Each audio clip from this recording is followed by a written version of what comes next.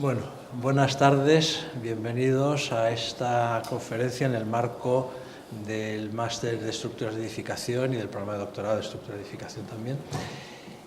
Tenemos el honor de presentar, de contar esta tarde con Álvaro Serrano. Álvaro Serrano es ingeniero de caminos por la Universidad Politécnica de Madrid.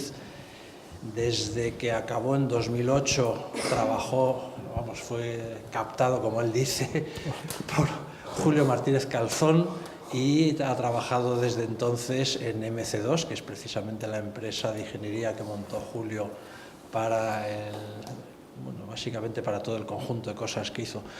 No sé si conocéis a Julio Martínez Calzón, es de alguna manera el padre de las estructuras mixtas en España. La primera gran estructura mixta es el puente que pasa sobre la Castellana y es obra de Julio. Bueno, hay alguna historia curiosa en relación con esa obra. Álvaro ha trabajado con él desde el principio y, desde el principio de su carrera, y ahora mismo, dentro de esa evolución, pues es el director de MC2.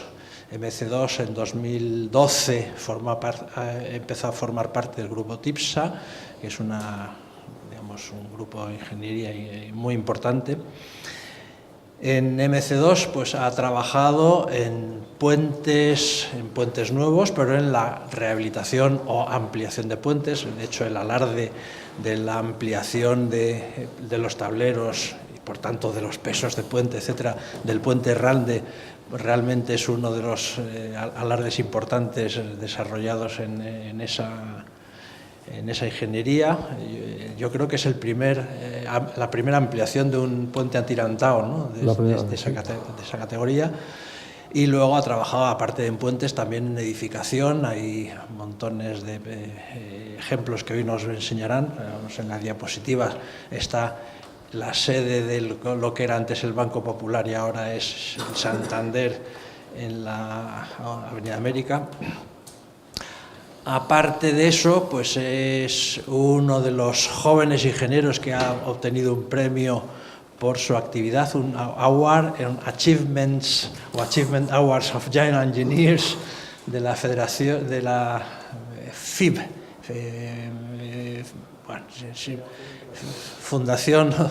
Federación de Ingenierías, eso es.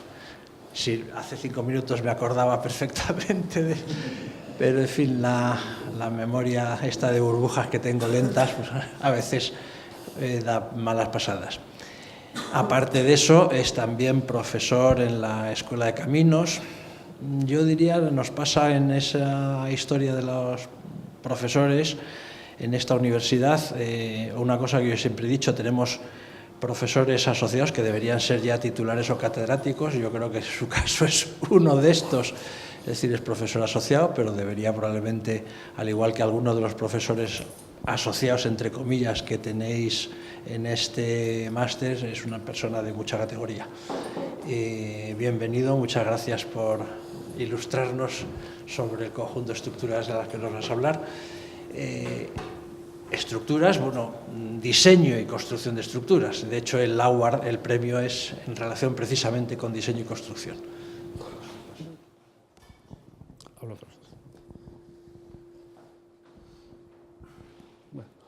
Pues muchas gracias, Jaime. Lo primero, quería agradecer a la escuela y al departamento por invitarme. Realmente el honor es mío de poder estar aquí y poder hacer una pequeña muestra de algunas obras en estructura metálica y mixta que hemos hecho en MC2 a lo largo de los últimos años. Y simplemente el objetivo es tratar de atraer sobre un tipo de estructura que muchas veces no es que haya perdido interés, pero sí pierde cierta actualidad, pues debido a procesos de crisis o procesos que están fuera de lo técnico. Y estos 3 o 4 ejemplos que yo vengo a traer, básicamente lo que quiero mostrar es lo que se puede hacer con una estructura metálica, lo que se puede hacer con una estructura mixta dentro de la arquitectura actual, ¿no? A mí siempre me gusta hacer una pequeña introducción histórica, porque es como mejor se entienden las cosas. Normalmente se toma el puente de Coalbrook Dale en Gales como la primera estructura metálica de la historia, ni mucho menos. Este puente es de 1779, pero casi 80 años, 70 años antes ya se utilizaba estructura metálica en edificación. El primer registro, la primera utilización registrada que tengo yo es del año 1709, en la Cámara de los Comunes, en Londres, en la cual, pues para permitir una mejor visibilidad y a la parte de graderío inferior que está abajo, se utilizaron una serie de columnas realizadas en acero, en fundición, mejor dicho, no en acero fundido. El acero fundido vendría mucho después. ¿Y por qué traigo a colación esto? Porque desde el primer momento... No sé qué ha pasado. Desde el primer momento...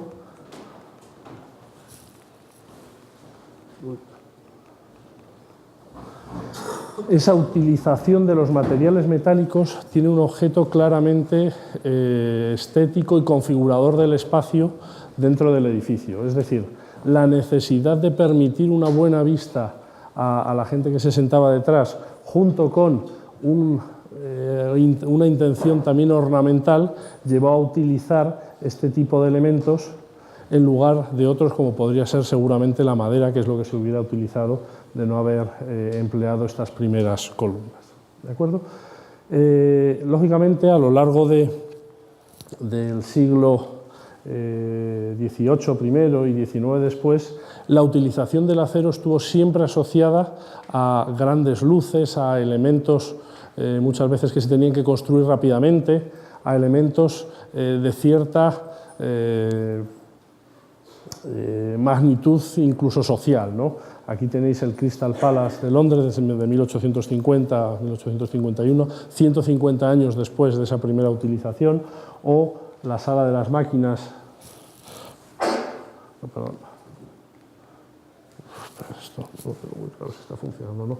Bueno, la estación de San Pancras, también en en Londres, de esa misma época, o la Sala de las Máquinas, la Galería de las Máquinas, en la Exposición Universal de París, unos pocos años después, ¿no?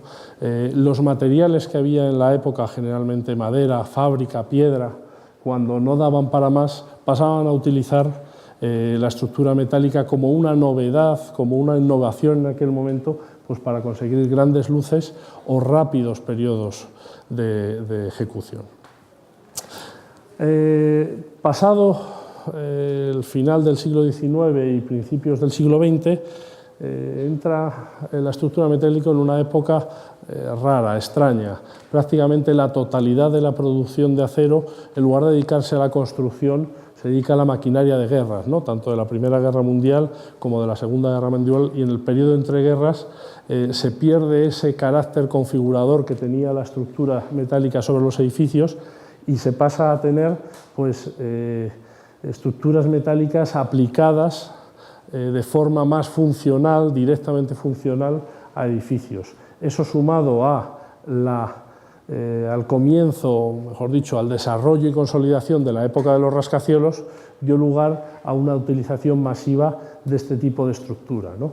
Porque era muy rápida de construir y, sobre todo, permitía un revestimiento muy similar al que podían tener los antiguos edificios, con grandes zócalos de piedra, con grandes elementos decorativos, etcétera, etcétera, ¿no? Y así, por ejemplo, en los años 30 se pudo construir el Empire State Building, que fue con mucho el edificio más alto de su época, en apenas 14 meses, ¿no? Esto también se copió en España y, por ejemplo, aquí en la Gran Vía tenemos el edificio de Telefónica, que en su momento también fue el edificio, yo creo que no más alto de España, sino más alto de Europa, con una estructura similar a la que tenían los grandes rascacielos. Pero la verdad es que en esa época, en los años 30 y 40, los edificios que tenían estructura metálica tenían una consideración menos configuradora del espacio, menos creativa y más en una línea absolutamente funcional o incluso industrial, tirando a anodina, ¿no? No es hasta principios de los años 60, y realmente cuando se quería hacer algo un poco singular, un poco con formas que se separaran de la ortogonalidad, siempre se utilizaba el hormigón que tenía o siempre se le ha dado un carácter de material formáceo, ¿no? Ya veremos después que el acero puede llegar a ser tan formáceo como el hormigón. No es hasta los años 60, principios de los 70, cuando la aparición de ciertos arquitectos como Buckminster Fuller o el grupo de Richard Rogers, Piano y Foster, pues dan otro empuje a la estructura metálica, generando, creando, construyendo una serie de edificios que dieron lugar a un renacimiento de la estructura metálica como elemento principal en una estructura, ¿no? Aquí tenemos, por ejemplo, una obra de Foster, el Sainsbury, de finales de los años 70, o el aeropuerto de Stansted de principios de los 80, ¿no? En el cual la estructura metálica toma ya un protagonismo importante y además lo hace con un carácter moderno, ¿no? Nosotros vemos este edificio y quizás no sepamos distinguir si es de hace 40 años, de principios de los 80, o tiene 10 años, ¿no? Ya tiene una configuración de lo que es la estructura dentro del edificio particular y, como he dicho, moderna, ¿no? Y después, pasados otros 10 años, a principios de los 90, el que yo creo que es el punto de inflexión en la utilización de las estructuras metálicas, es precisamente una obra que se construye en España, el Museo Guggenheim en Bilbao, que puede dar lugar a esa geometría tan compleja, tan imaginativa, casi podríamos decir el comienzo de las formas libres, que tuvo mucho desarrollo posteriormente en las siguientes 2 décadas, y que permitió realizar la construcción pues gracias fundamentalmente al desarrollo de los métodos de diseño y fabricación digital, no solo de diseño, ¿no?, sino también de aplicación de modelos geométricos digitales a la fabricación de esas estructuras.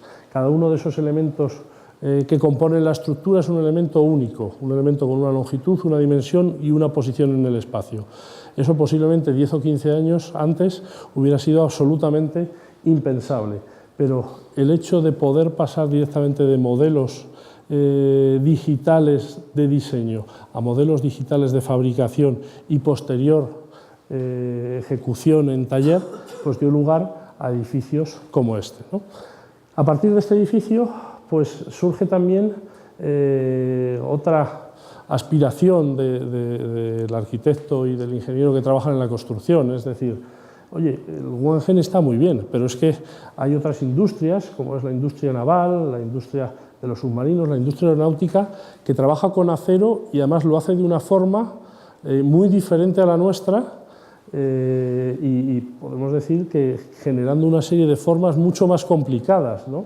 El casco de un barco, pues en los años 90 era una estructura metálica muy avanzada. Ahora tenemos estructuras de edificación que se parecen a los cascos de los barcos, ¿no? Entonces, si sumamos el avance de los sistemas digitales junto con la aplicación de tecnologías que se estaban utilizando en otros campos de la actividad humana, pues lo que nos encontramos es una nueva época en la que los edificios realizados con estructura metálica pierden, o mejor dicho, dejan a un lado la clásica ortogonalidad de soportes y vigas para dar lugar pues, a ejemplos como los que podemos ver, ¿no? El famoso nido en Pekín, el estadio de Wembley o el edificio de la televisión china en Pekín. ¿De acuerdo? Entonces, tras esta pequeña introducción, ya llegamos al núcleo de la presentación, yo os voy a exponer a continuación pues, 4 obras que hemos realizado en el estudio y que están realizadas con estructuras metálicas y mixtas, entendiendo como la estructura mixta aquella estructura metálica en la que le añado el hormigón en las zonas más adecuadas para resistir de forma óptima las solicitaciones que le acometen, y que son básicamente, bueno, están realizadas en los últimos 10 años. La primera es el pabellón de España de la Expo de Shanghái, un ejemplo de estructura con forma libre, ¿no? Que a priori podríamos decir que es poco adecuada para realizar con acero, pero ya veremos que una vez realizada una racionalización de la estructura, pues pasa a ser muy adecuada.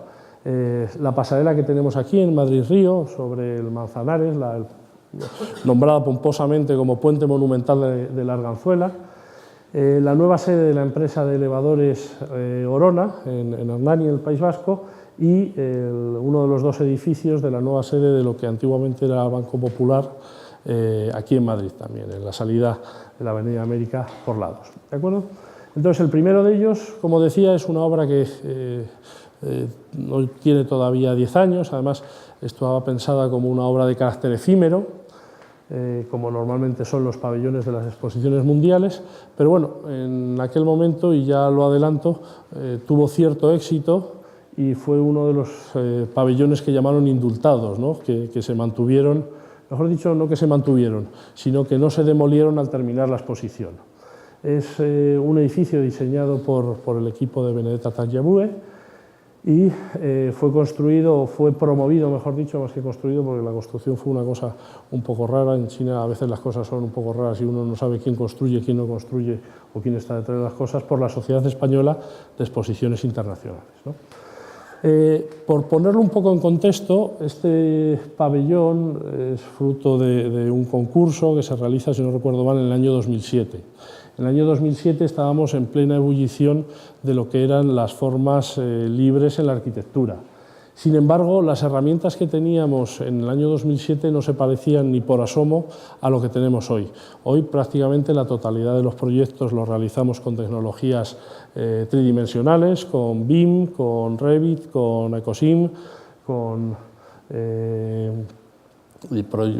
herramientas que nos permiten llegar a las formas tridimensionales de una forma muy sencilla y pasar a la construcción también de una forma muy sencilla. Esto parece que lo hemos vivido desde hace un montón de tiempo, pero no, esto tiene 5, 6, 7 años. Hace 10 años esas tecnologías que ya existían no eran ni mucho menos, no tenían la expansión ni la extensión que tienen ahora, ¿no? Entonces, la concepción arquitectónica, que ahora siempre pasa por un modelo tridimensional digital, pues era mucho más sencilla, era una cosa de este estilo, ¿de acuerdo? A la vieja usanza, una maqueta además hecho con un material pues, de lo más, podríamos decir, vulgar, con cartón. Y a partir de aquí se generaban una serie de núcleos para la exposición, con una zona de oficinas, una zona de exposición principal, una zona de patio de entrada y recepción y otra zona de exposición, ¿no? Y el objetivo era generar una geometría de edificio y, por lo tanto, de estructura que se pareciera a esto. ¿De acuerdo? Bueno, pues aquí es donde empieza, sí que empieza aquí, por decirlo así, el trabajo digital, ¿no? Para generar una estructura de este tipo, lo primero hay que pensar es cómo se ha construido esa maqueta. Es decir, parece que está montada en base a elementos superpuestos con una forma que es similar, pero se va girando. Y efectivamente es así. Al final, todas estas formas que vemos parten de un elemento base que va rotando a la vez que se va elevando. Es decir, por decirlo de alguna manera, se puede analizar matemáticamente, y eso siempre es una ventaja, ¿no?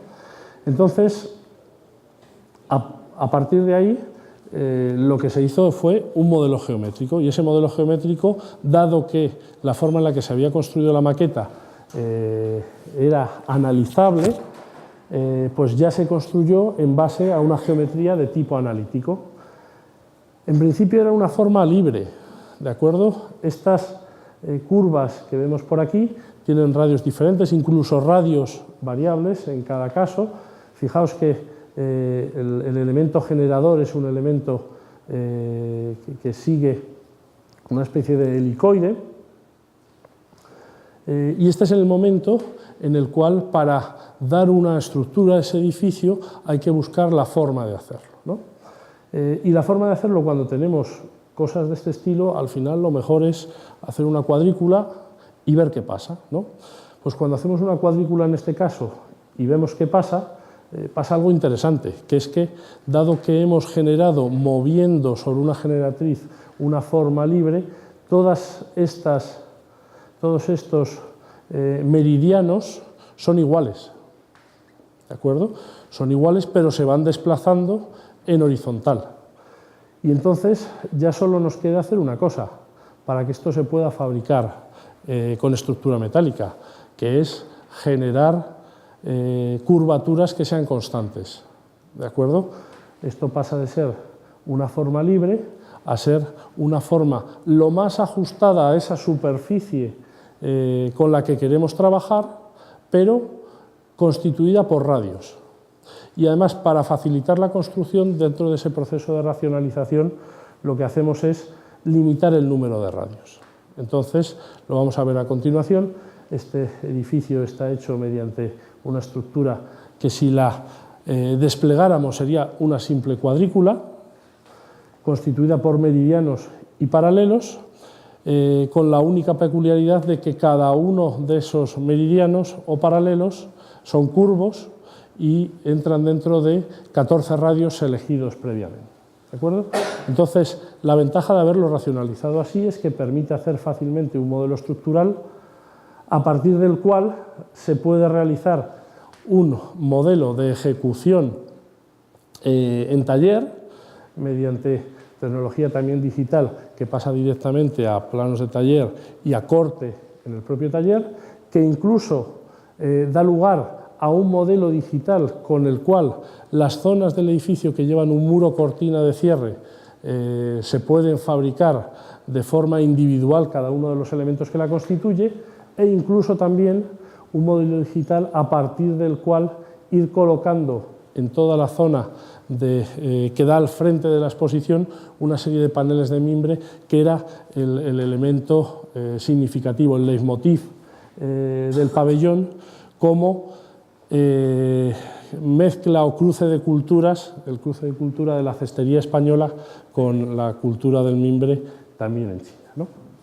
Bueno, pues entonces, lógicamente, esto que parece tan sencillo no se hace de un día para otro, es un proceso sumamente iterativo en el cual pues, ciertas curvaturas no son admisibles o generan unas flexiones que darían lugar a elementos enormes, y hay un proceso de iteración entre lo que son los modelos estructurales y los modelos arquitectónicos, pero que debido a la interacción a través de programas digitales se realiza de una forma muy flexible y de una forma muy eficaz, ¿no?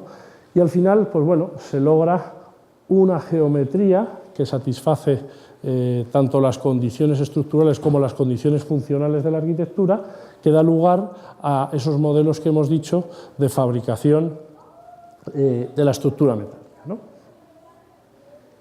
Aquí veis cómo de esos modelos generales, absolutamente generales que teníamos antes, se pasa a otros en los cuales pues, prácticamente se detallan absolutamente todos los elementos que componen la estructura, ¿no? Hay que tener en cuenta que cuando a veces nosotros generamos modelos, esos modelos pueden ser suficientemente aproximados, pero no al 100%. Así, por ejemplo, cuando veíamos el modelo anterior, aquí vemos que, por ejemplo, en cualquier punto los meridianos y los paralelos se cruzan. Por cuestiones geométricas no podía ser así, sino que tenían que pasar con sus ejes con una cierta excentricidad, lo que dio lugar pues, bueno, a ciertas consideraciones estructurales que se analizaron y que además hay que decir que después permitieron una mejor ejecución de esa estructura metálica. Dentro de esa complejidad, de esa forma que empezó siendo una forma libre, en el proceso de racionalización se da lugar también a otras cuestiones, ¿no? De cara a la construcción, una estructura de este calibre no se puede ir construyendo barrita a barrita, hay que hacer modulación de elementos. El hecho de que en su momento se dividiera en meridianos y paralelos, pues eso lo facilita bastante. ¿Por qué? Porque se pueden generar módulos siempre que están cortados por planos verticales, y eso da lugar al montaje de una estructura tan aparentemente compleja como esta, de una forma muy sencilla, porque cada gajo encaja perfectamente con todos los demás. Además, se da una cosa curiosa, y esto es casi anecdótico, pero sí que da una idea de la forma de trabajar en otros países. Si os habéis fijado, cada uno de estos módulos está terminado en bridas, ¿vale? Eso es porque el pabellón tenía que ser desmontable, es decir, terminada la Expo, esto tenía que irse porque allí había otro desarrollo de tipo inmobiliario diferente al de la Expo, que finalmente no fue así porque, como digo, fue uno de los pabellones indultados. Pero era necesario que esto se desmontara, y para eso todos los tubos horizontales, todos los paralelos, pues se les aplicó una serie, se las diseñó con una serie de bridas que permitieran quitar esos tornillos y llevarse la estructura metálica. Como anécdota, como decía antes, de la forma de trabajar o de lo que uno piensa cuando hace el proyecto y lo que pasa cuando alguien construye en un país que no es el suyo, pues obviamente China no es España, la mano de obra es cuantiosa y muy barata, y además la gente en China es muy seguidora, muy respetuosa por lo que dicen los papeles, ¿no? Entonces, el taller metálico lo que hizo fue, efectivamente, poner estas bridas en todos los sitios, pero en lugar de traer cada uno de estos gajos, traía módulos de 3 gajos. Y esos módulos de 3 gajos, en lugar de quitarles las bridas intermedias para poder sacarlas, las dejó. ¿Por qué? Porque era lo que venía en el proyecto. Y después, cuando llegó a la obra, esos módulos de 3 gajos, pues nos dimos cuenta que es que la brida venía unida con las 2 chapas del mismo lado. Y dijimos, oye, esto no puede ser. ¿Qué es lo que pasaba? Que ellos preferían soldar las bridas en la obra en lugar de atornillarlas, porque tenían un montón de gente para hacer ese trabajo que tenía que estar ocupada, porque es uno de los principios de la sociedad china, y además, en caso de que lo hubieran hecho de otra manera, no estarían siguiendo el proyecto que les habían encomendado construir. ¿De acuerdo? Entonces, no deja de ser una anécdota, pero también que da una idea de la separación entre lo que es el mundo de la construcción en ciertos países que uno no conoce cuando hace un proyecto con una mentalidad local, ¿no? A nivel de estructura metálica, pues bueno, no se diferenciaba mucho de lo que hubiera sido un proyecto en España, ¿no? Hay corte, hay curvado de las piezas. Como decía antes, el corte, el problema que tiene es que tiene que realizarse con un robot tridimensional, ya que los encastres entre los tubos tienen ese carácter tridimensional.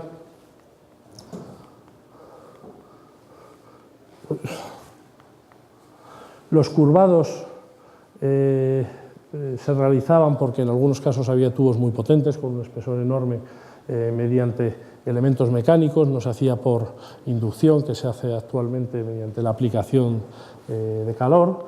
Y después, el método de comprobación, pues la verdad es que era de lo más vulgar, pero de lo más eficaz. Es decir, aquí en España normalmente lo que hacemos es que ponemos una serie de dianas, utilizamos una estación total para ver que eso tiene el radio que tiene que tener. Bueno, pues allí la verdad es que qué mejor que una plantilla con el radio dado para ver si cuadra o no cuadra y si hay diferencia entre la plantilla y el tubo. Pues obviamente, como digo, mucho más vulgar, pero mucho más eficaz. El hecho de que en muchos casos los tubos tuvieran gran longitud, hasta 3 plantas, pues daba lugar a la necesidad de hacer montajes en blanco con cada uno de los encuentros que tendrían los tubos perpendiculares, y que la verdad es que resultaron también fenomenal. Y como decía, en algunos casos los tubos se unían mediante celosías, cuya geometría había que cuidar, porque ya no es que fuera un tubo con los radios precisos y determinados, sino que además había otro que podía no tener esos mismos radios, de hecho no los tenía, y tenía que estar unido mediante elementos de su mismo orden de diámetro, con cortes tridimensionales. Y la verdad es que hay que decir que la tecnología que utilizaban fue pues, como si estuviéramos trabajando con los mejores talleres de Europa. El montaje en obra, pues como decía, fue pues un poco extraño, ¿no?, para los que íbamos de fuera. Lo primero, no sé si se verá por aquí en alguna de las imágenes que ponga, pero utilizaban los clásicos andamios de bambú. cosa que cuando uno está soldando en obra y saltando chispas por todos lados no deja de resultar extraño, pero bueno, eso sí que hay que decirlo, las condiciones de seguridad y salud que se utilizan en estos países de luego no siguen los estándares europeos. Y después, como decía, las bridas venían ya unidas y se soldaban en obra. Aquí podemos ver algunas imágenes de la parte trasera, que es una estructura un poquito más convencional, pero ya nos metemos en la zona del patio central, en la cual se pueden ver pues, esas grandes curvaturas que dan lugar a la configuración de los espacios internos, ¿no? ¿De acuerdo? Entonces aquí podéis ver incluso unas curvaturas un poco que llaman la atención, ¿no? Porque generan unos espacios de poca altura en la parte superior. Toda la estructura de plantas, que es así que es horizontal, se realizó mediante vigas mixtas con forjado de chapa para configurar forjados mixtos.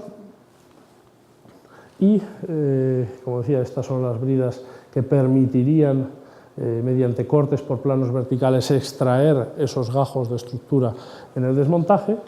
Y simplemente, pues bueno, algunas fotos adicionales de estructuras interiores, como grandes escaleras voladas, que tienen los inconvenientes de introducir esfuerzos horizontales en los forjados no despreciables, pero que generan un espacio, pues la verdad es que verdaderamente impresionante, ¿no? Una vez terminada la estructura, pues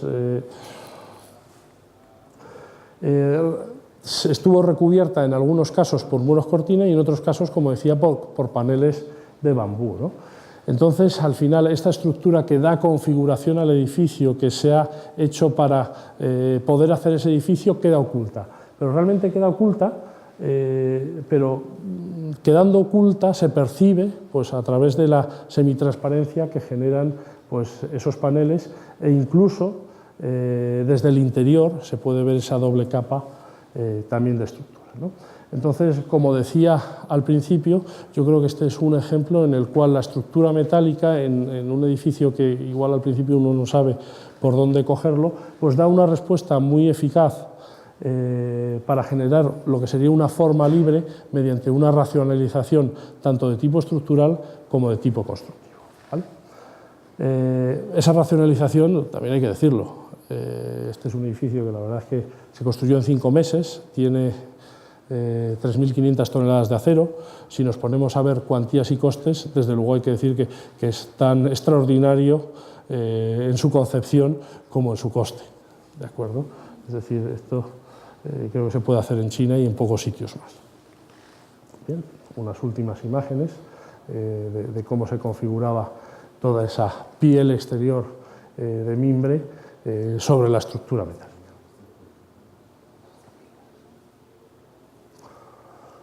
Como digo, resultó pues, uno de los pabellones más interesantes de la Expo y al final, por el comité que elige los mejores pabellones, fue indultado. Eso creó también un problema, ¿no? Porque esto se hizo para estar 6 meses. Shanghái es una zona de tipo sísmico y también tiene vientos huracanados. Lógicamente, para tratar de apurar al máximo, se utilizaron periodos de retorno reducidos de 10 años, que una vez que el pabellón queda, pues pasas a necesitar haberlo comprobado con periodos de retorno ya de 50 o de 100 años, ¿no? Con lo cual también hubo que hacer un retrofitting, que dicen los ingleses, para adecuar esa estructura a su posición definitiva, pero eso ya no nos encargamos nosotros. Bien. Bueno, pues después, detrás de este ejemplo, el segundo es uno que se diferencia un poquito, ¿no? Lo primero porque no es un edificio, sino que es, bueno, depende cómo lo veamos, ¿no? Puede ser un edificio, pero al fin y al cabo es un paso sobre el parque que surgió al enterrar la M30 en la zona del Manzanares, el Madrid-Río, y que da lugar, más que a una pasarela como elemento de paso, a un lugar de estancia, ¿no? Con lo cual también podemos decir que es un edificio, es el puente monumental de la Arganzuela. Digo un poco pomposamente porque hasta que se inauguró simplemente era la pasarela de Arganzuela. La arquitectura es de Dominique Perrault y fue una construcción realizada por una UTE entre Acciona y Dragados, ¿no? Los talleres metálicos ni los nombro porque desaparecieron, no sé si debido a esta obra o poco después, ¿no? Hasta obra se terminó, me parece que fue en el 2012, y en aquel momento pues, los talleres metálicos que había en España 10 años antes yo creo que se han reducido a la quinta parte.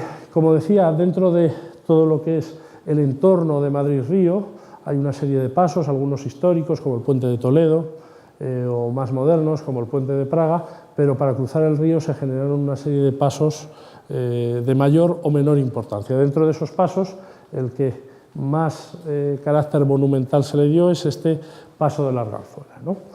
Entonces, como antes, ya vais viendo que cada vez que empezamos un proyecto, más que el edificio o la estructura terminada, pongo el origen, ¿no? lo que trataba o el estudio conceptual que había hecho el arquitecto. Pues antes que este render había otro incluso más sencillo, que era esto. ¿De acuerdo? Entonces, pues bueno, estaba claro que había gente que tenía que pasar de un lado al otro del Manzanares. El parque es bastante ancho en esa zona y merecía la pena generar un elemento que diera continuidad al paso prácticamente desde un lado al otro sin entrar por el parque. ¿Y eso cómo se hacía? Pues mediante dos tubitos helicoides de una forma todavía un poco indeterminada, ¿no?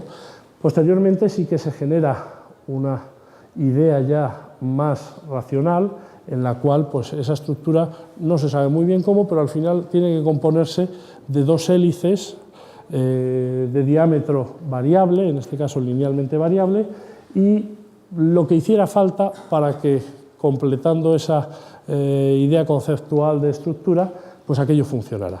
Y además que funcionara de una forma fuerte, es decir, no estamos hablando de que esta estructura tuviera apoyitos cada 10-20 metros, tenía una luz de 110 metros, es decir, es un puente con una luz muy importante, ¿no? Bien, aquí ya se puede ver un poquito más avanzado pues, cuáles eran las condiciones de contorno.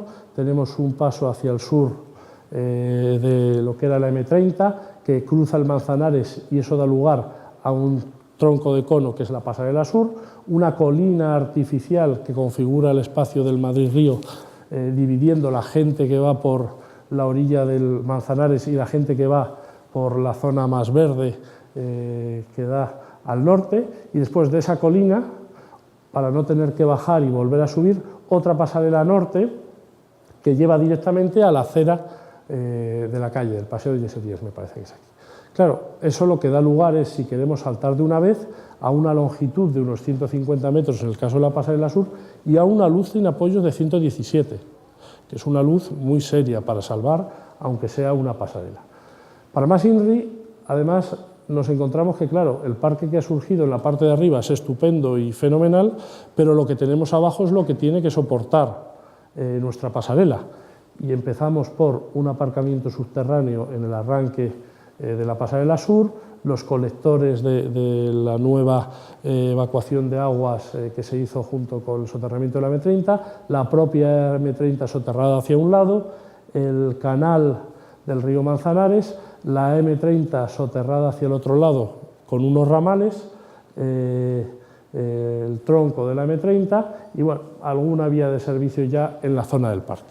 Es decir, que además de tener una luz de 117 metros, no está muy claro dónde nos podemos apoyar y dónde no. ¿Vale?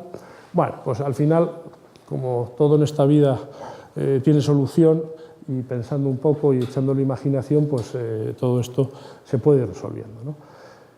Ahí tenéis la imagen final, para que veáis que es muy parecida al objeto o a lo que se había pensado inicialmente, sin necesidad de hacer grandes cambios. Y os voy a describir un poquito al final cómo se ha configurado esta estructura para que funcione. Pues al final, cuando uno tiene un elemento que parece ser un helicoide, puede asemejar ese helicoide a un sistema de diagonales, ¿no? Para que ese sistema de diagonales funcione, pues lo único que necesita es un cordón por la parte de arriba, otro cordón por la parte de abajo y lo mismo al otro lado, ¿no? Entonces, la forma más razonable de hacer que eso funcione es que funcione como una no me atrevo a llamarle estructura de celosía, pero algo parecido a una celosía. ¿Vale? ¿Por qué? Pues porque al final esto no deja de ser una estructura de celosía de tipo Warren, aunque tengamos los cordones curvados en una superficie cilíndrica, mejor dicho, más que cilíndrica, cónica, y esto no dejan de ser pues, elementos de compresión y de tracción que completan el sistema Warren que se forma, ¿no? La sección que da lugar a la pasarela es circular, tiene en el diámetro más estrecho 6 metros y en el más ancho 12 metros. Los cordones y en general todos los elementos pues parecen bastante potentes, pero tampoco son tan grandes, son de 45 por 45, ¿no? Lo que pasa que al tener un diámetro tan grande, lo que quiere decir también es que tenemos un canto muy grande.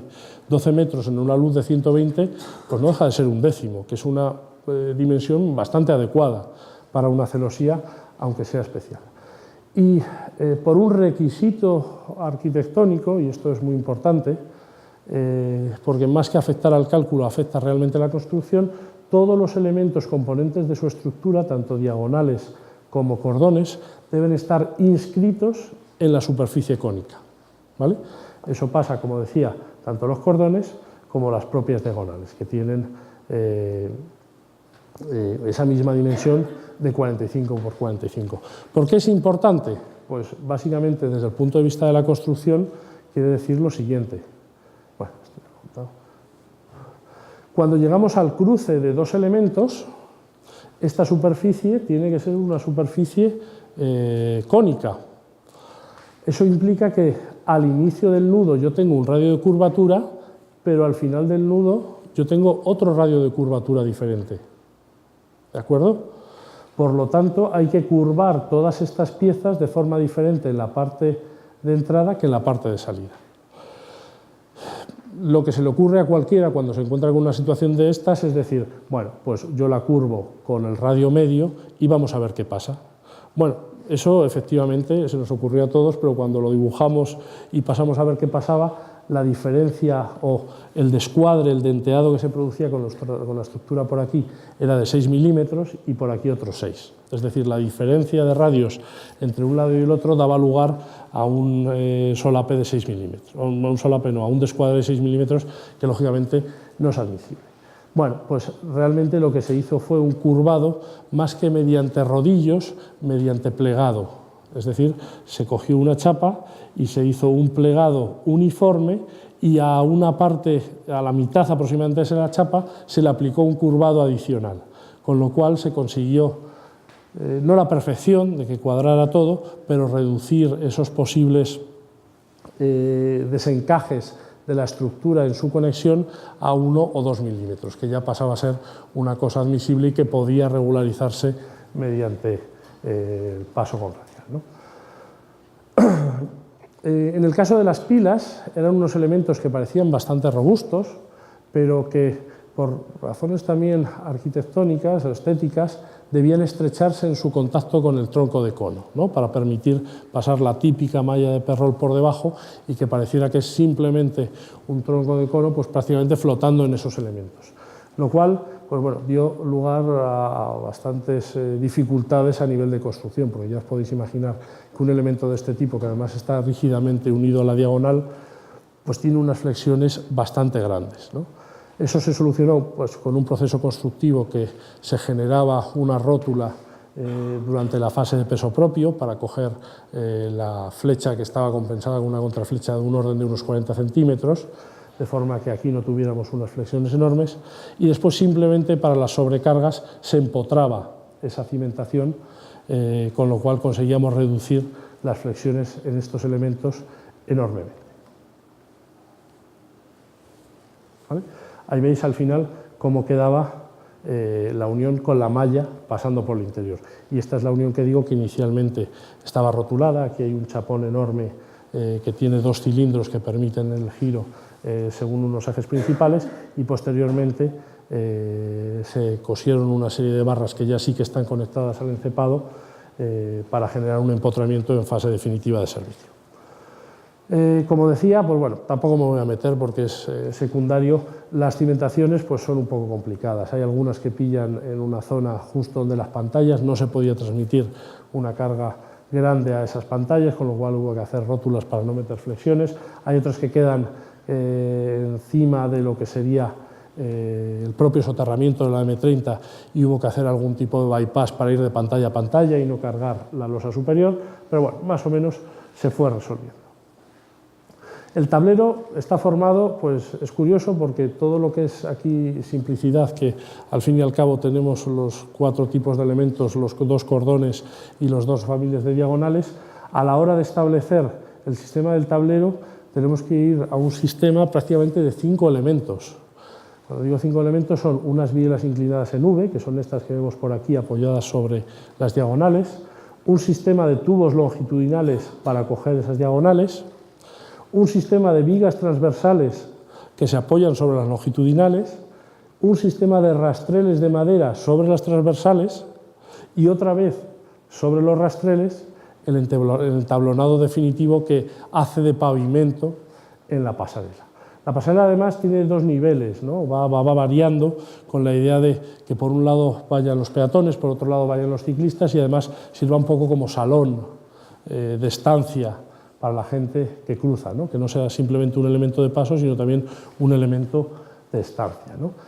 Y finalmente, pues bueno, está rodeada, y lo que le da un carácter un poco especial, por esa malla metálica típica de Luminis Perrault, que permite un juego de luces y sombras tanto al interior como al exterior de la estructura. Si nos vamos a la construcción, pues como decía, tanto el curvado como el soldeo de los nudos tuvo una complejidad adicional para inscribirse en esa superficie troncocónica que daba lugar a la pasarela. No solo eso, sino que las diagonales son unos elementos que tienen que estar alabeados para inscribirse, ¿no? Porque la superficie que tenemos exterior siempre tiene que ser tangente al tronco de cono, lo que dio lugar a la necesidad de una serie de plantillas para generar esa superficie. El montaje fue relativamente sencillo, se montaron los cordones inferiores, las diagonales de la celosía horizontal inferior, después las diagonales de las celosías verticales y se cerró en la parte de arriba. Cuando estábamos en la zona del río, que obviamente no se podía apoyar, se hicieron unos micropilotes con unos castilletes para permitir el paso por encima durante la fase de proceso constructivo. Y aquí pues ya algunas fotos en las cuales yo creo que se aprecia bastante bien cómo la propia estructura metálica que conforma la pasarela configura el espacio no solo de paso, sino también de estancia, como decía antes. Las farolas que se han colocado para iluminar el interior de la pasarela pretenden ser una especie de mariposas que circulan o que están con nosotros mientras vamos cruzando la pasarela. Da la sensación también buscada en todos los elementos de paso que cuando uno va avanzando se ve cerrado, se ve protegido frente a lo que hay en el exterior, pero cuando mira hacia los lados está abierto y puede ver tanto el parque como el paisaje. Además, en la colina que une ambas pasarelas, la pasarela se avanza, se adelanta hacia el interior con un gesto de recepción, como invitando a cruzar por la pasarela. Y después, como decía, el cruce tanto sobre la parte del río como sobre la parte del parque es absolutamente limpio, con unas pilas muy discretas, muy bajas, muy cortas y ya en una zona bastante alta, con lo cual da lugar a la sensación de que simplemente la pasarela está colocada ahí encima del parque sin saber muy bien dónde se apoya o se deja de apoyar, ¿no?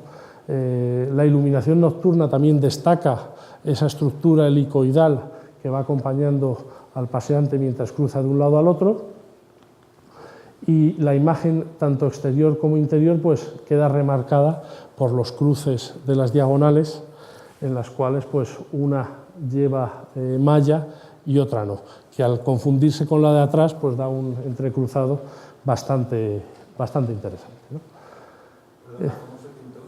¿Perdón? ¿Cómo se pintó? El sistema de pintura es un sistema convencional, es decir, la parte interior para protegerla lleva un soprimer y después se ha hecho estanca, de forma que al no intercambiar oxígeno ni humedad queda autoprotegida directamente, y la parte exterior lo que lleva es un soprimer, una capa de imprimación y una capa de acabado, que además hace no mucho la tuve que recuperar, de 80 micras. Tiene un acabado, es un RAL 9006, un gris, que la verdad es que yo lo he visto y se ha oscurecido un poquito últimamente, pero me parece que al final es un ambiente bastante convencional de tipo C3.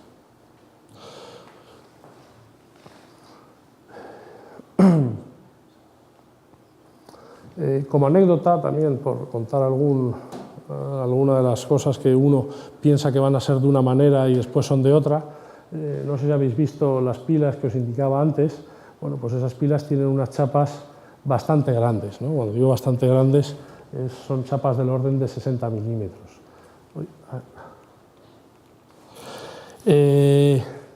La imagen, bueno, por aquí lo veis, esas chapas son chapas del orden de 60 milímetros que dan continuidad a estos elementos, ¿no? El acabado en una pasarela de este tipo es fundamental. Cuando uno hace estructura metálica, pues la perfección es complicado alcanzarla.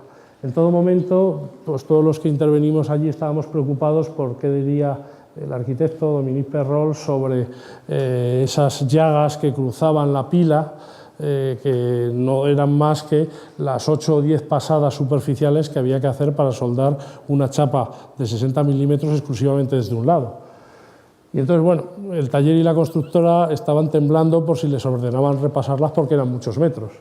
Entonces, pues en la visita de obra que debía probar todos estos elementos, pues le indicaron cómo habían quedado, y cuando todos estábamos pensando un enfado tremendo y un se repase, pues dijo: fenomenal, fenomenal, tiene el carácter industrial que yo quería darle a esta pasarela.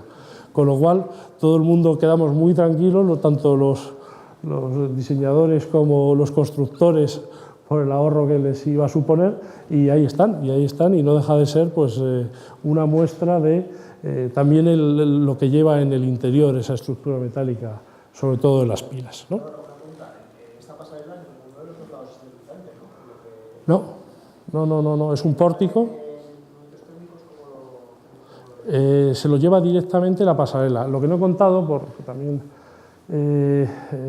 sería meterme en mucho detalle, los pórticos están semiarticulados, es decir, si nosotros hacemos una pila muy pequeñita y muy rígida y después ponemos un dintel enorme arriba, cuando metemos térmicos o cuando metemos incluso la propia sobrecarga, sale una conexión de flexiones tremenda. Entonces, a ver si soy capaz de verlo en alguna diapositiva que haya por aquí, en la conexión, aquí, en la conexión del último elemento con la pila, del cordón, hay una rótula doble. ¿De acuerdo? Entonces, dentro del tubo que está encamisado, la conexión se realiza mediante una rótula doble, de forma que se permite el giro. Al permitirse el giro, los térmicos prácticamente nos los comemos. En el plano longitudinal del cordón. ¿De acuerdo?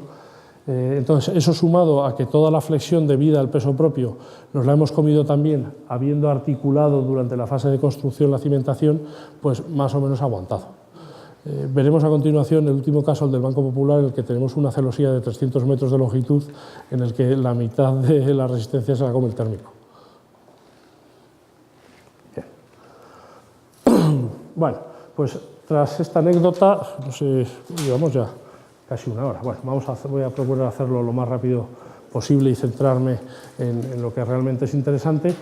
El tercer edificio del que quería hablar hoy es la nueva sede de Orona en Hernani, ¿no? En un parque corporativo de la cooperativa Mondragón, dedicada pues no solo a lo que es la producción, sino como showroom, como muestra de la tecnología de esta empresa.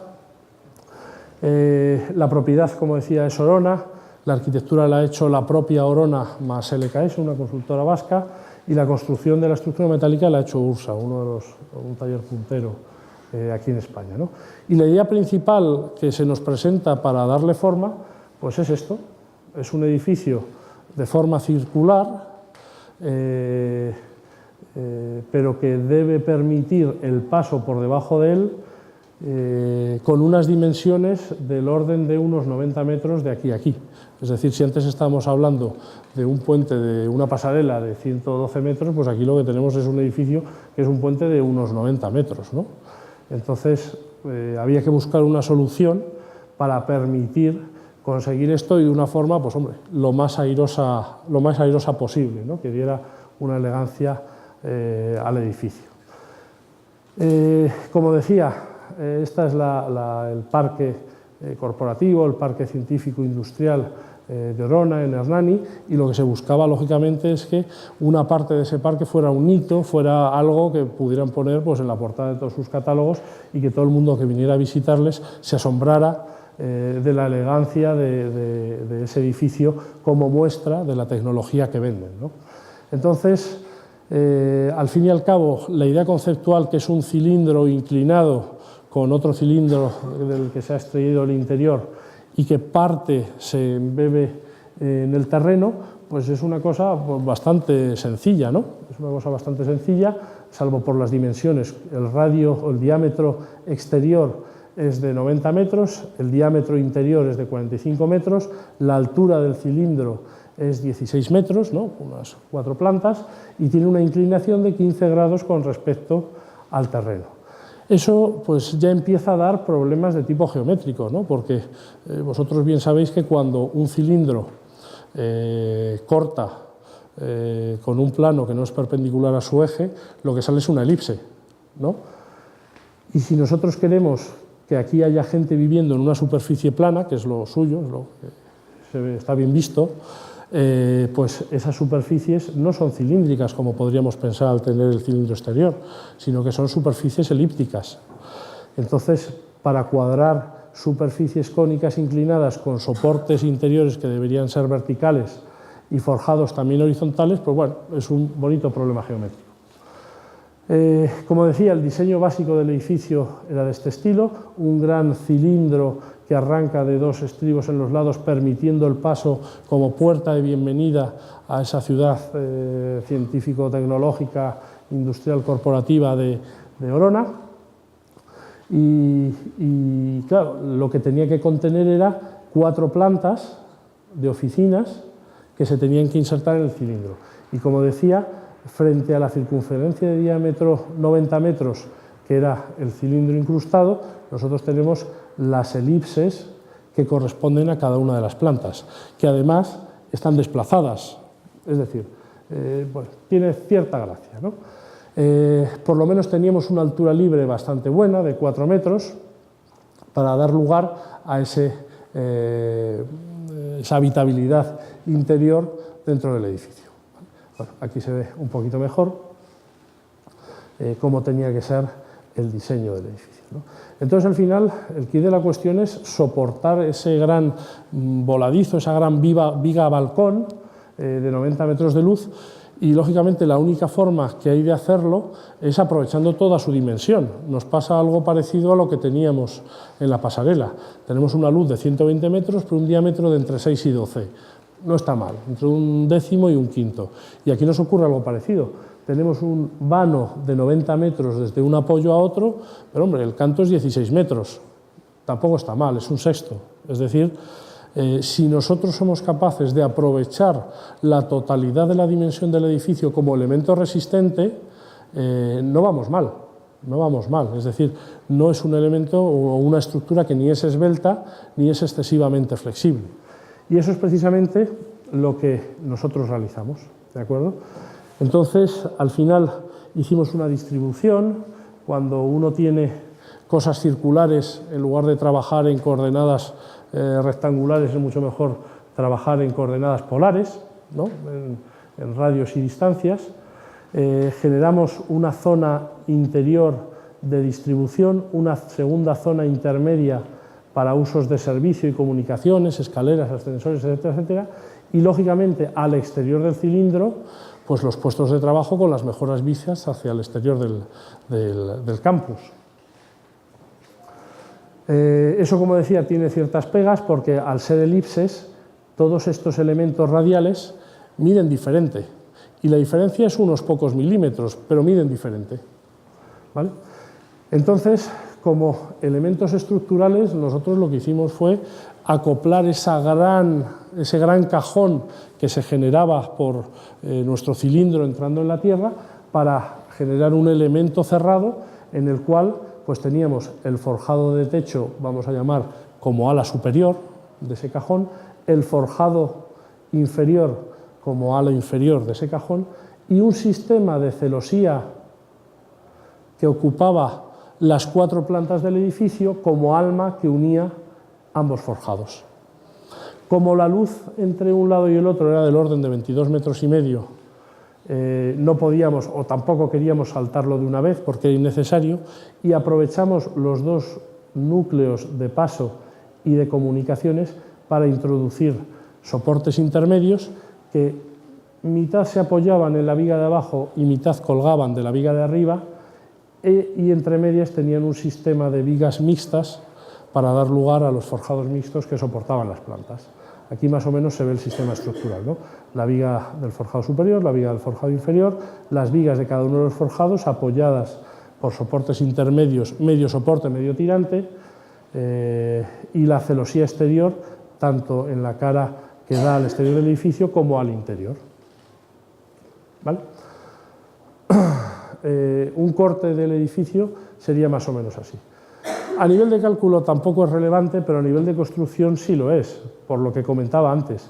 Todos los ángulos que se producen en que cada uno de estos elementos nunca es recto, por la diferencia entre la circunferencia y la elipse, y además las dimensiones entre ambos pues, son también ligeramente diferentes, de forma milimétrica, pero diferentes.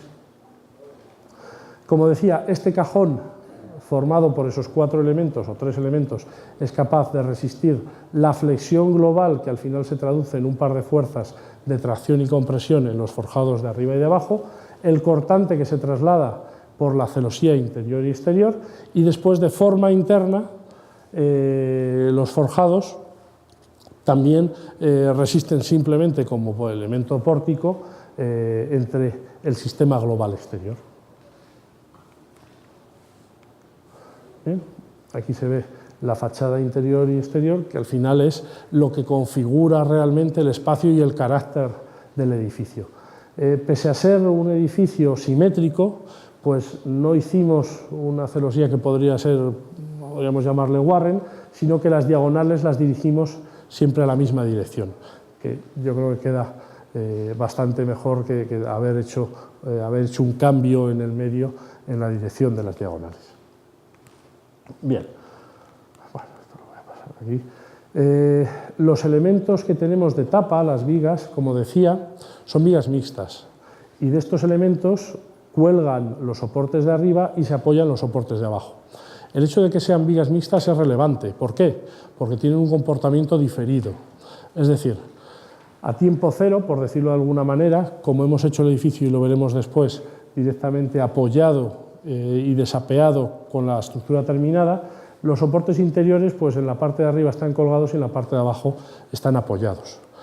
Pero la fluencia hace que a tiempo infinito la flecha se incremente y prácticamente estos 2 soportes a tiempo infinito tienen solamente 1/3, un poquito menos, o sea, la primera planta traccionada y el resto se apoya en la de abajo. Por eso las vigas del sistema de forjado inferior son un poquito más potentes que las del techo, por esa tendencia de la fluencia a ir descolgando las cargas hacia el forjado de abajo. Bueno, esto lo vamos a pasar. Cuando uno estudia el pórtico que se forma en el interior, lo que ve es lo siguiente. Debido a la coacción de movimiento que le impone el sistema global, pues aparecen una serie de esfuerzos de tipo traslacional, parásito, tanto en los soportes como en las vigas, que no son para nada, que no los apreciamos para nada. Es decir, se forma una especie de viga pseudo-Vierendel que da lugar a unos elementos por aquí cuyas flexiones van a perjudicar la esbeltez de esos elementos, que al fin y al cabo son los que realmente se ven en el interior.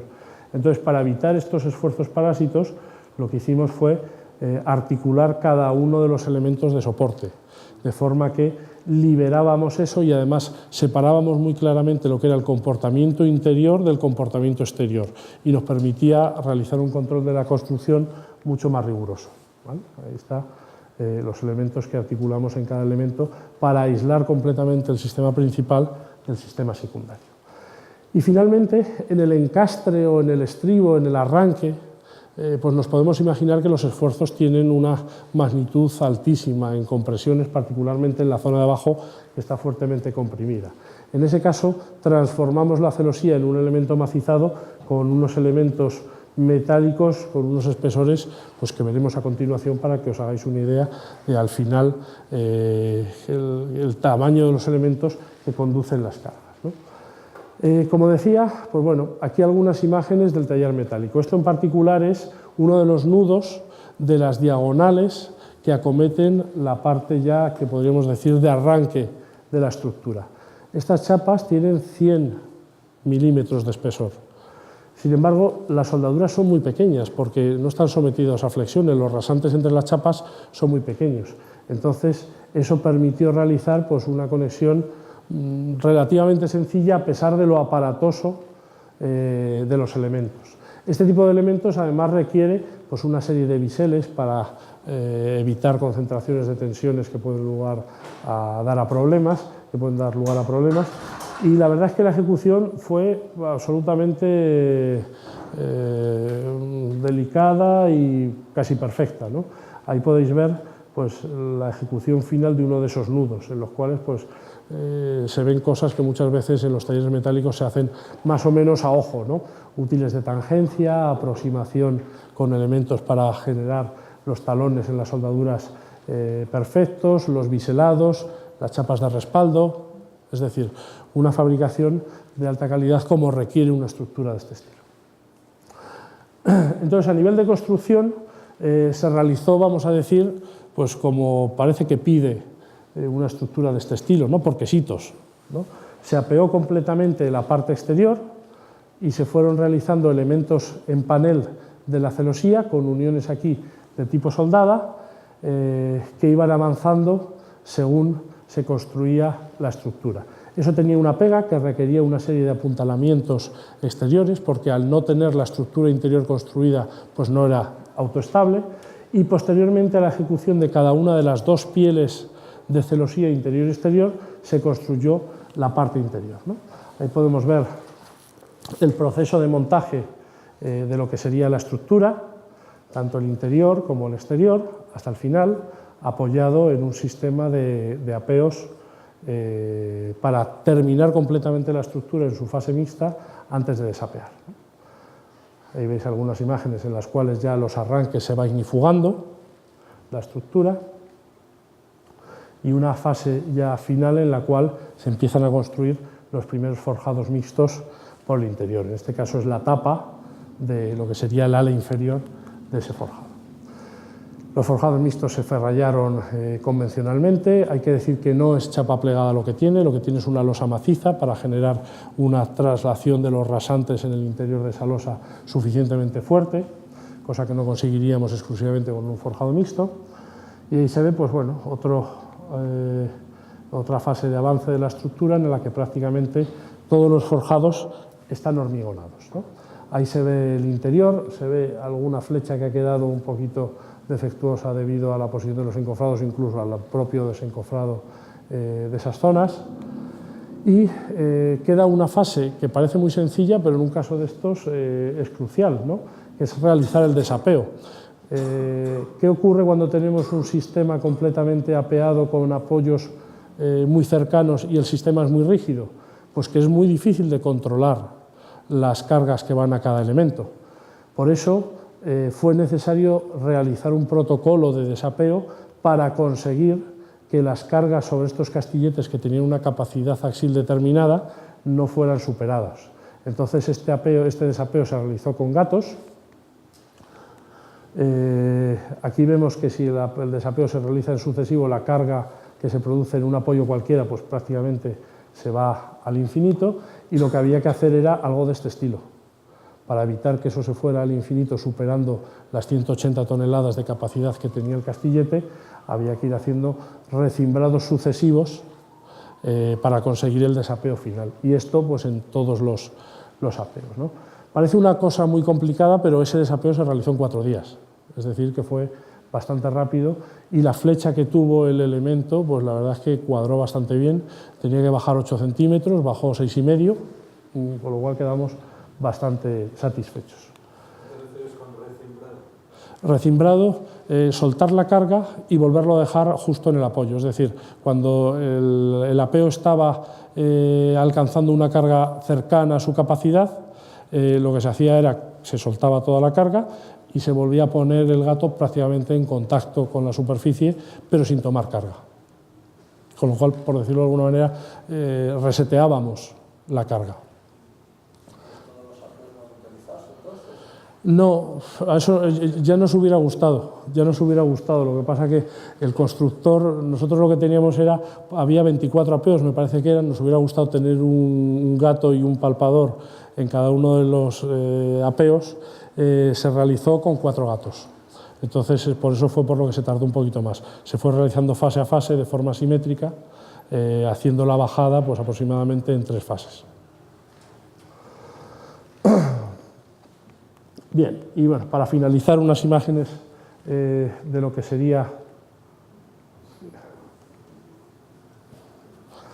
el edificio terminado, justo después de la ejecución del desapeo, la protección ignífuga mediante pintura intumescente de la estructura y bueno, unas imágenes en las cuales ya se percibe todo lo que es el área de entrada por debajo del edificio como bienvenida a lo que sería el parque tecnológico, ¿no? Posteriormente se realizó, es curioso, pero una estructura tipo diagriz para colocar todo lo que sería la fachada acristalada, que da lugar pues, bueno, a una interferencia un poco rara entre lo que sería la estructura principal y la estructura de fachada, y en la cual, aunque prima esta fachada exterior, este vidrio exterior, pues también se percibe la estructura interna, ¿de acuerdo?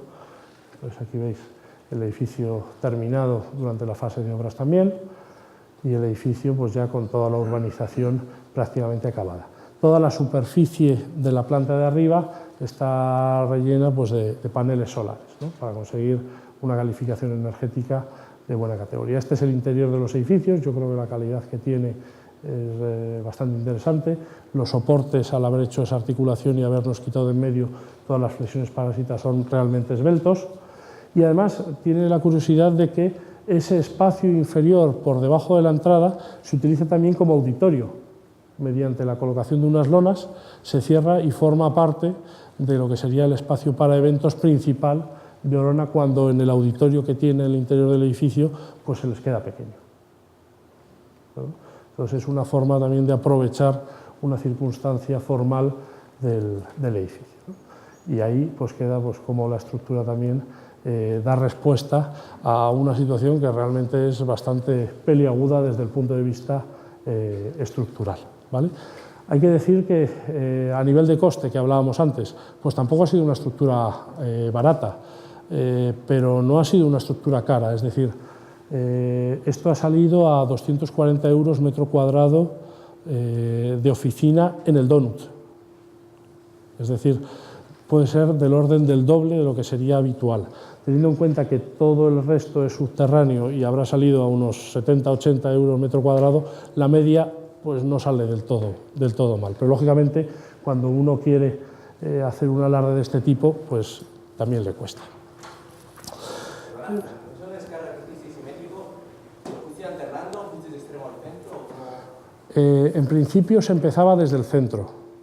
Y después, que es un poco complicado de explicar, en principio se descargaban los apeos del centro. Lo que pasa es que no se descargaban del todo, se descargaban aproximadamente un tercio. Cuando tenías ese tercio, lo que ocurría es que los dos de al lado se habían cargado pues, lo que les correspondía, porque como es muy rígido y yo no lo puedo soltar de una vez, los dos de al lado estaban cerca de alcanzar la capacidad de los castilletes. Entonces se iba desde el centro hacia los extremos. Y esa operación se realizó, por decirlo así, en 3 fases. Lo que pasa es que hay algunos elementos muy cercanos al estribo que en la primera fase ya se retiraron, porque tenían unos movimientos tan pequeños que si tocan están cargados y en cuanto los retiras medio milímetro ya están descargados. Entonces la primera fase fue del centro a los extremos. En esa primera fase más o menos todos se quedaron con la tercera parte de la carga. Los últimos de los extremos, me parece que los 4 extremos se retiraron y se volvió a repetir 2 veces esa operación.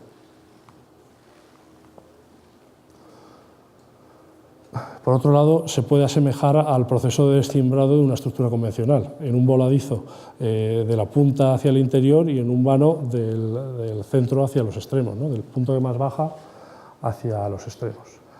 Y ya para terminar, porque yo creo que me he pasado de tiempo, no sé si teníamos un tiempo predeterminado, la última obra que quería mostrar, que lo vamos a hacer ya un poquito más rápidamente, es la nueva sede corporativa de lo que en su momento fue el Banco Popular. Ya sabéis que hace, me parece que 2 años, fue absorbido directamente por el Banco Santander. Como curiosidad, no sé si había un chivatazo o ya se presuponía, la obra se recibió por parte del contratista 2 días antes de la famosa compra por €1 del banco por parte del Banco Santander, con lo cual todo el mundo se quedó muy tranquilo porque aquello quedaba resuelto y no quedaban flecos pendientes a la vista o al parecer de los nuevos gestores. Y actualmente, obviamente, no aloja al Banco Popular, sino que aloja a los trabajadores de Banco Santander de España, que antiguamente estaban en lo que era el campus de Banesto, en la zona de Arturo Soria, que ahora ha sido comprado, me parece que por Acciona, para establecer también un campus empresarial. Es decir, van rotando las grandes empresas por los inmuebles de la ciudad. Pongo aquí propiedad Banco Popular, realmente es la sociedad inmobiliaria del Banco Popular, que es Alprosa. La arquitectura es de los arquitectos Ayala, de Marcos, Mateo y Gerardo, y la construcción fue realizada bajo rasante por San José, la parte sobre rasante por Dragados, la estructura metálica principal por Horta Coslada y la estructura metálica, por decir secundaria, escaleras, parasoles y cosas así, por Tausen.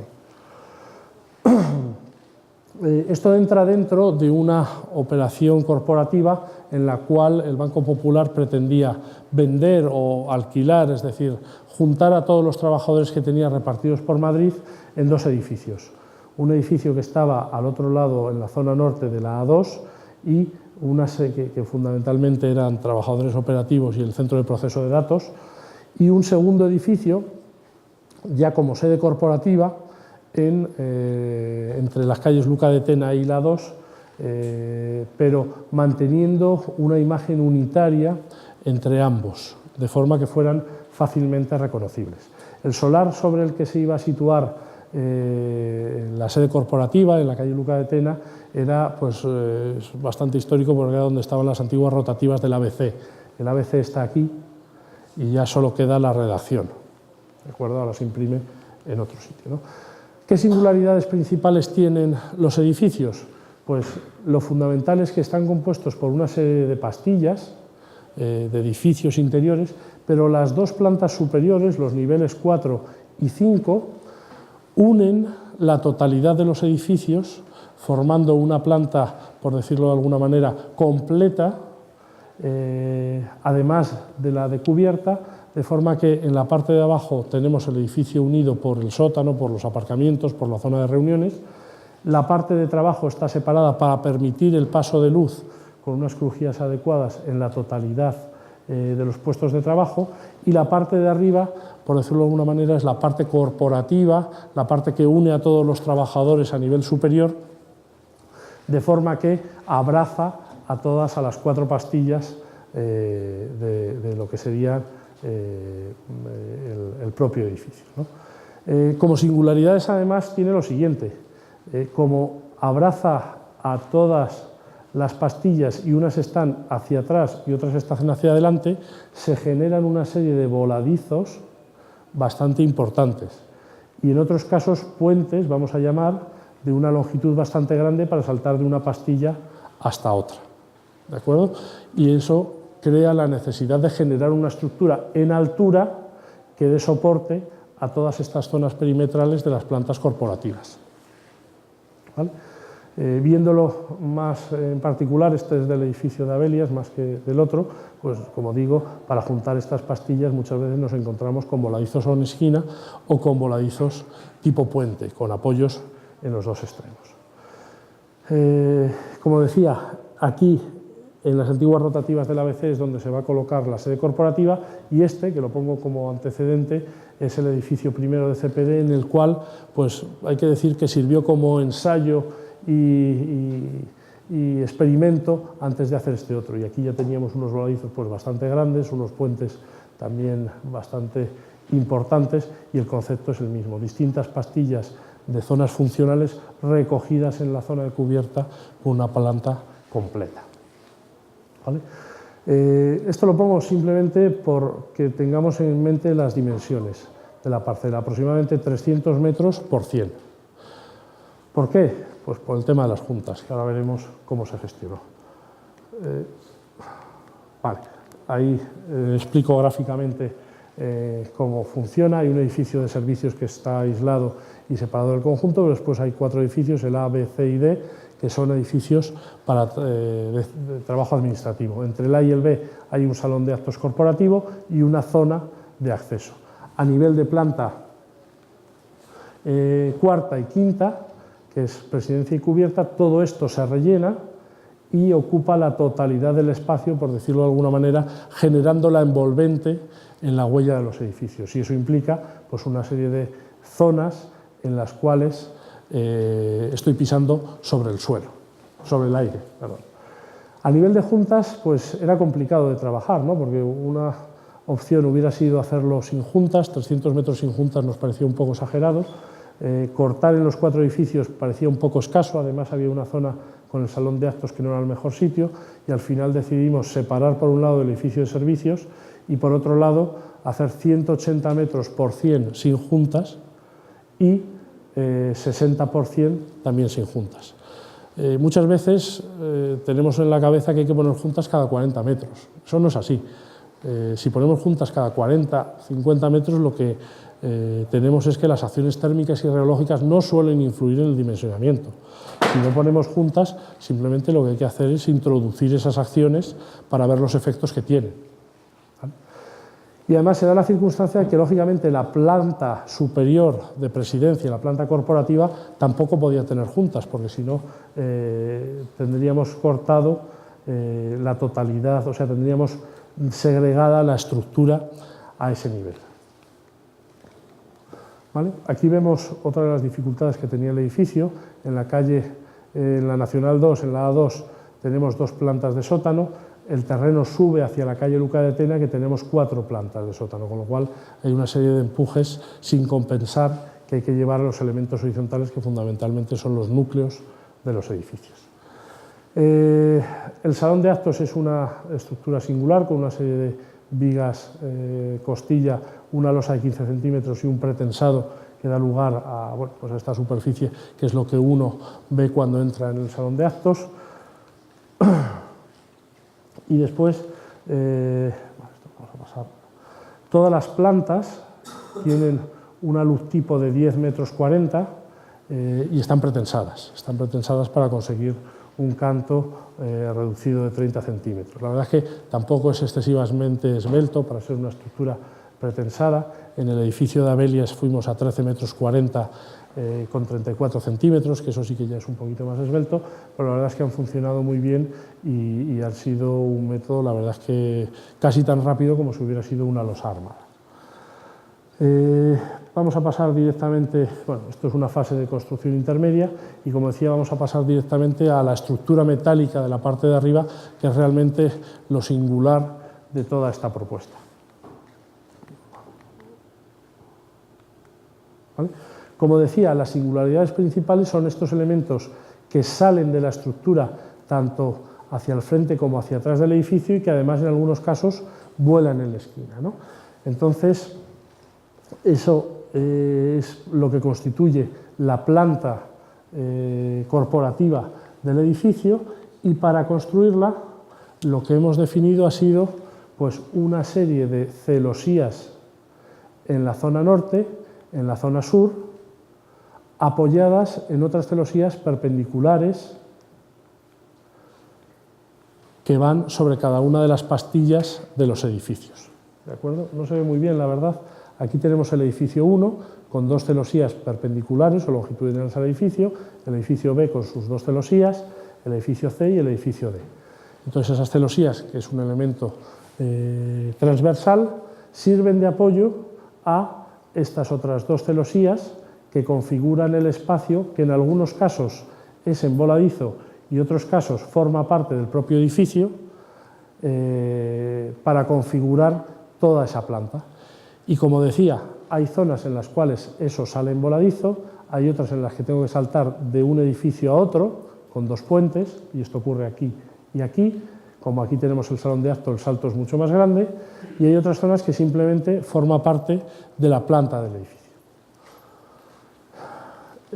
Construir, bueno, esas celosías tienen un canto de una planta, 3,60 m, aprovechamos el cordón inferior para hacer una losa mixta, lo cual siempre es interesante desde todos los puntos de vista, y la pega que tiene esto es que la propia estructura de los edificios me conforma puntos fijos en una estructura que es continua y que tiene no 300 metros como he dicho antes porque va el centro de servicios por otro lado, pero sí unos 240. Es decir, tengo una estructura de 240 metros apoyada en ciertas zonas y que además está sometida a los efectos de la intemperie y el soleamiento, con lo cual sufre los máximos térmicos y los máximos soleamientos.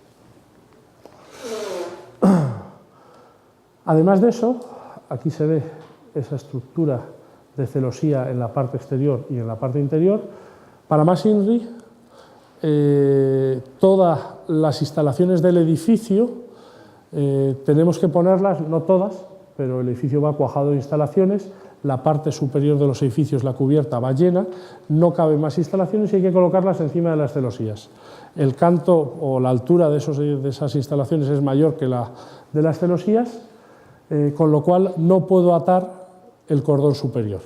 Y el cordón superior hay muchas veces, cuando se apoyan los edificios, que está sometido a compresiones, con lo cual tengo un elemento suelto de 200 metros que puede tener un pandeo con unas longitudes indeterminadas y dependiendo de cada caso. ¿Vale? Entonces, pues bueno, aquí es lo que os indicaba, que esta es la losa de cubierta, estas son una serie de K sobre las cuales van a ir todas las instalaciones y los cordones de la celosía van completamente exentos. Pues hay que hacer frente a todas estas problemáticas, ¿no? Entonces, ahí está el cálculo global de la celosía, en la que vemos las estructuras transversales sobre los edificios que acometen, y bueno, hay zonas como son los puentes principales en los cuales tengo unas compresiones enormes, no arriostradas. Entonces,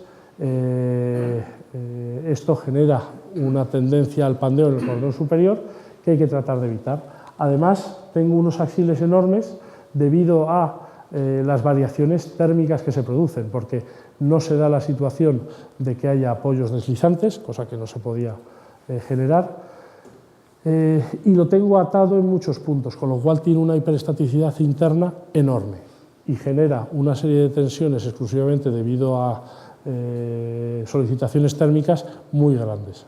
Para que os hagáis una idea, prácticamente el 40% de la resistencia de la sección se la come el térmico, lo cual no es muy eficiente, pero no hay muchas más formas de resolverlo. Como decíamos, para evitar que el cordón superior pandee en las zonas de puente, que está sometido a grandes compresiones, pues por un lado hicimos de la necesidad virtud y la maquinaria se colocó sobre unas diagonales en K que reducían el punto de flexión del cordón superior con respecto a los montantes, y además los montantes se redujeron, se incrementó su rigidez con un elemento perpendicular, de forma que prácticamente el pandeo que se produjera en toda la longitud de los puentes fuera como mucho 2 módulos de celosía, ¿no? Que hubiera una rigidez suficiente, para lo cual había que hacer un análisis de inestabilidad con una serie de imperfecciones, pues bueno, un poco complicado e inhabitual en este tipo de celosías.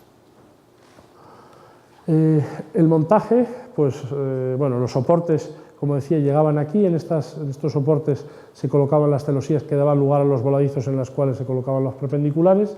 En algunos casos llevamos hasta 2.700 toneladas, con lo cual los soportes son mixtos, tienen el perfil embebido también para ser capaces de meter aquí una carga suficiente, pero ya os podéis imaginar que si yo pongo a flectar un elemento de 3,60 metros en un soporte de 60 o 70 centímetros, pues realmente le hace polvo. Entonces la conexión entre estos dos elementos, entre la celosía y el soporte, es rotulada, ¿de acuerdo?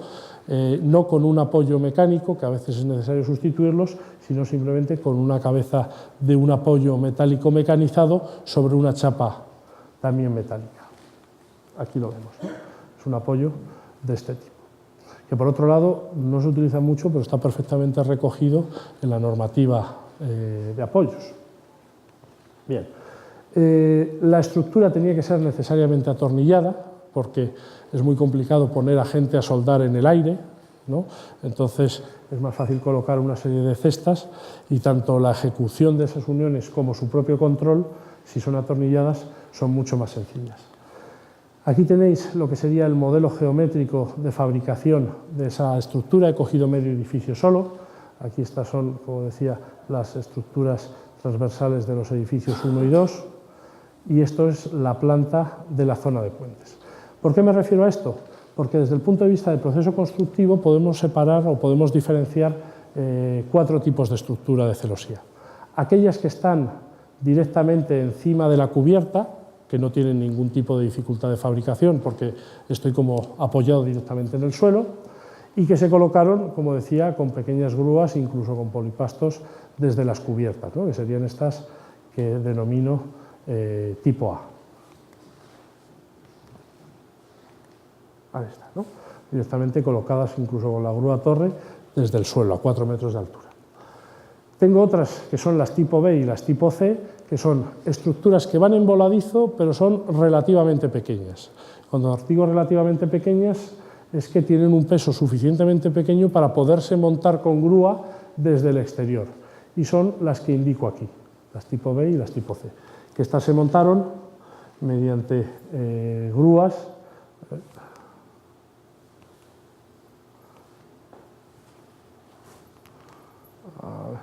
Ahí está. Mediante grúas desde el exterior, simplemente sobre las celosías tipo A que ya estaban montadas.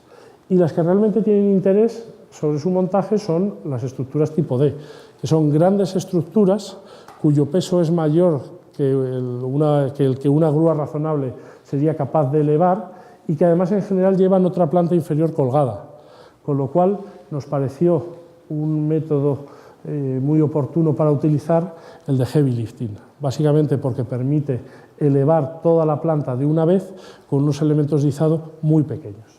Y así se realizó.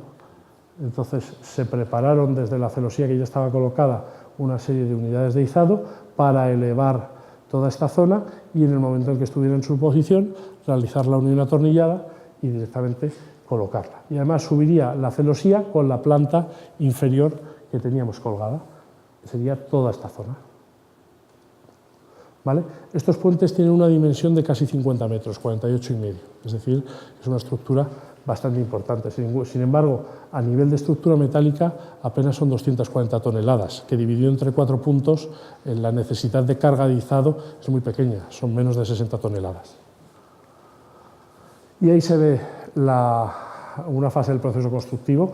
Podemos ver cómo con grúas automóviles se estaban montando celosías de tipo B y C, y aquí se estaba preparando en el suelo lo que sería el izado de esos puentes, ¿no? Mientras estaban preparándose las zonas de recepción. Ahí se ve la estructura ya prácticamente terminada, se colocó su chapa plegada pero no se hormigonó para poder tener una plataforma de trabajo, ya estaban preparadas las celosías que iban a recibir ese puente con sus estructuras de izado y sus zonas de acceso a los gatos, y una vez preparado se colocaron aquí los elementos de enganche y se procedió al izado. ¿Vale? Entonces conseguimos izar una zona bastante complicada con unos elementos realmente pequeños. Tuvo que elevarse las 4 plantas, eso venían a ser unos 18 metros, y para que os hagáis una idea, la operación se realizó en menos de 2 horas. Normalmente este tipo de maquinaria de izado mueve unos 10 metros por hora. Una vez que la estructura había llegado a su posición, pues bueno, hubo que esperar un poquito para ajustar bien las dimensiones, porque fue un día particularmente soleado y había crecido la estructura unos milímetros. En su momento, después, cuando amainó un poquito el sol, se terminó de subir hasta colocarlo y la verdad es que ajustó perfectamente. Ahí se ve, para que os hagáis una idea, que las dimensiones de la estructura son enormes, pero los elementos de izado no son muy grandes. Me parece que teníamos 6 cables, se trabaja a 10 toneladas por cable para estos izados. Y ahí está la estructura completamente terminada. Aquí este es el salón de actos, este es el edificio 1, el edificio 2 y la vista hacia el norte de Madrid, desde el puente sur hacia el puente norte.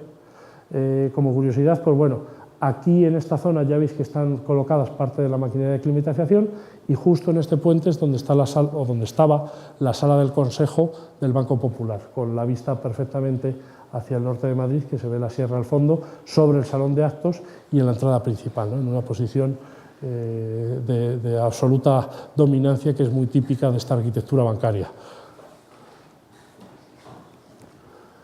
Esa sería la estructura de la planta de abajo del edificio, ¿no?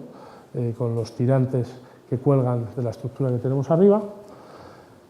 Y aquí simplemente pues, la construcción se terminó pues, colocando en las estructuras tipo B, las celosías tipo B, el forjado de chapa plegada de los voladizos, colocando la maquinaria encima de las celosías y poco más. Aquí veis una imagen de la estructura completamente terminada en la que se ve la magnitud de todas las instalaciones que van tanto encima de los edificios como encima de las celosías. Se procuró que en la zona de los puentes pues, la carga fuera la menor posible, ya será cuestión de que se colmate más adelante, y algunas imágenes pues, para ver también cómo no solo estas grandes estructuras que dan lugar a la formalización de esa planta, sino pequeñas estructuras tanto de escaleras como de parasoles, como de láminas, pues dan lugar también a que el edificio tenga un carácter particular. Aquí podéis ver una escalera que recoge la comunicación entre una planta con doble altura, todo lo que son el sistema de parasoles de protección solar al este del edificio. Una imagen en la que se puede ver pues, bueno, las celosías en su máximo esplendor. Una imagen también del edificio nocturna, ¿no? Julio Martínez Calzón decía que muchas veces el proceso constructivo es parte de la belleza de la obra y yo creo que una imagen como esta pues, justifica esa afirmación perfectamente, ¿no? Como decía, todas las escaleras de evacuación que van entre los edificios son metálicas, se han utilizado vigas alveoladas para generar una rigidez suficiente pero aligerar el peso de todas, aligerar visualmente el peso de todas esas estructuras. Entre edificios tenemos también unos parasoles para hacer el control solar de toda la luz que entra a ambas zonas de oficinas, ¿vale? Y se generan estos núcleos de escaleras de evacuación al final de cada una de las pastillas. Al sur también tenemos este brisoleil o esta visera para controlar la luz que entra hacia las oficinas. Y un par de imágenes más, ya con el edificio terminado y perfectamente revestido, previamente a la inauguración, en la cual pues, bueno, se puede ver que realmente la celosía, al contrario que en el edificio anterior, se ha dejado medio vista, con lo cual genera pues, una serie de un cierto carácter, da un cierto carácter estructural, además del que tenemos por el interior debido a esas escaleras de instalación, configurando la personalidad del edificio y, por decirlo así, no solo este tipo de estructuras, sino estructuras secundarias de sujeción de los elementos de control solar o incluso los propios elementos de entrada, de salida del aparcamiento y de entrada y control del edificio, tienen una estructura metálica vista muy en la línea del resto de la estructura, ¿no? Y hasta aquí hemos llegado. Esta es la estructura del Banco Popular, que en algunos casos puede parecer un poco forzada, no deja de ser un edificio de, como decía antes, de arquitectura bancaria, en el cual pues, no solo tiene que tener unas condiciones de trabajo todo el personal que acude a trabajar cada día, sino que tiene que dar una impresión de solidez, de tecnología, de todo lo que trata de transmitir pues, una empresa que suponíamos puntera y que el día que se recibió el edificio fue comprada por un precio prácticamente irrisorio. Simplemente, por terminar, había preparado una pequeña diapositiva sobre qué es lo que nos depara o qué es lo que podríamos esperar del futuro de las estructuras metálicas. Pues bueno, al final, siempre en la búsqueda de la máxima ligereza, necesitaríamos o tendrían que estar desarrollando aceros estructurales no solo con una elevada resistencia, sino con una ductilidad razonable. Ya sabéis que según incrementamos el límite elástico de los aceros, su ductilidad se reduce y al fin y al cabo la ductilidad es lo único que tenemos frente a nuestra ignorancia al hacer proyectos de estructuras, ¿no? Hay dos cuestiones que tienen como punto débil el acero, que son la protección frente a la corrosión y la protección frente al incendio. Pues no hay duda que los aceros inoxidables tienen que empezar a imponerse en ciertas aplicaciones más allá de elementos ornamentales o elementos secundarios y que tienen que mejorar mucho todavía la protección frente al incendio de los elementos estructurales, bien sea por protección directa o bien sea por sistemas de tipo, vamos a decir, prestacional, que permitan no proteger esos aceros, garantizando tiempos de evacuación adecuados. La automatización completa de los procesos de taller. La verdad es que un taller está bastante automatizado. Tú le metes una chapa y le metes una sección de corte y al final tienes todas las piezas. No me cabe duda de que dentro de no mucho nosotros meteremos la chapa por un extremo del taller y nos saldrá la pieza prácticamente fabricada por el otro, sin necesidad prácticamente de presencia, vamos, de actuación humana. También automatización de los procesos de control. Los procesos de control que se utilizan para las estructuras metálicas pues no dejan de ser los mismos que se utilizaban hace 40 años cuando se empezaron a hacer la soldadura más o menos automática o semiautomática de las estructuras metálicas. Ya se están realizando controles de integridad de estructura mediante sistemas colocados en drones. Pues yo creo que no faltará tampoco mucho para que igual que tenemos una máquina que nos hace una soldadura continua, nos haga un control continuo de esa soldadura. Y después, pues bueno, desde el punto de vista no del acero, sino de aleaciones de bajo peso, alta resistencia y rigidez. Ya sabéis que podemos trabajar con aluminio, que es mucho más ligero que el acero, pero es mucho más deformable también, lo cual es una desventaja. Y después, ahora mismo, se está trabajando en casos experimentales con aleaciones de memoria de forma, es decir, que sometidas a un impacto, por ejemplo, y aplicadas ciertas condiciones de temperatura, vuelven a su forma normal. Bueno, pues no es el caso aquí, pero imaginaos que nosotros pudiéramos aplicar un pretensado a una estructura aplicando calor a esos cables, ¿no? O que pudiéramos controlar la rigidez de una estructura de forma inteligente mediante la aplicación de energía controlada pues, por un sistema pues, en función de las condiciones que haya de utilización, de viento, etcétera, etcétera. Bueno, pues todas estas cosas que a día de hoy son experimentales, posiblemente dentro de bastante tiempo, porque hay que decir que la industria de la construcción tiene una inercia muy grande a nivel de incorporar las innovaciones a los procesos habituales, posiblemente nos podemos encontrar con ellas y podamos aplicarlo a muchas más estructuras metálicas para nuestros edificios. Y hasta aquí ha llegado mi explicación. Veo que nadie se ha ido al aula de al lado, no sé si porque estabais bajo amenaza o directamente porque he provocado un mínimo interés, pero bueno, espero que os haya valido, por lo menos para abrir un poco la mente a la hora de plantear ciertas estructuras para edificios que podáis hacer de aquí en el futuro. Muchas gracias.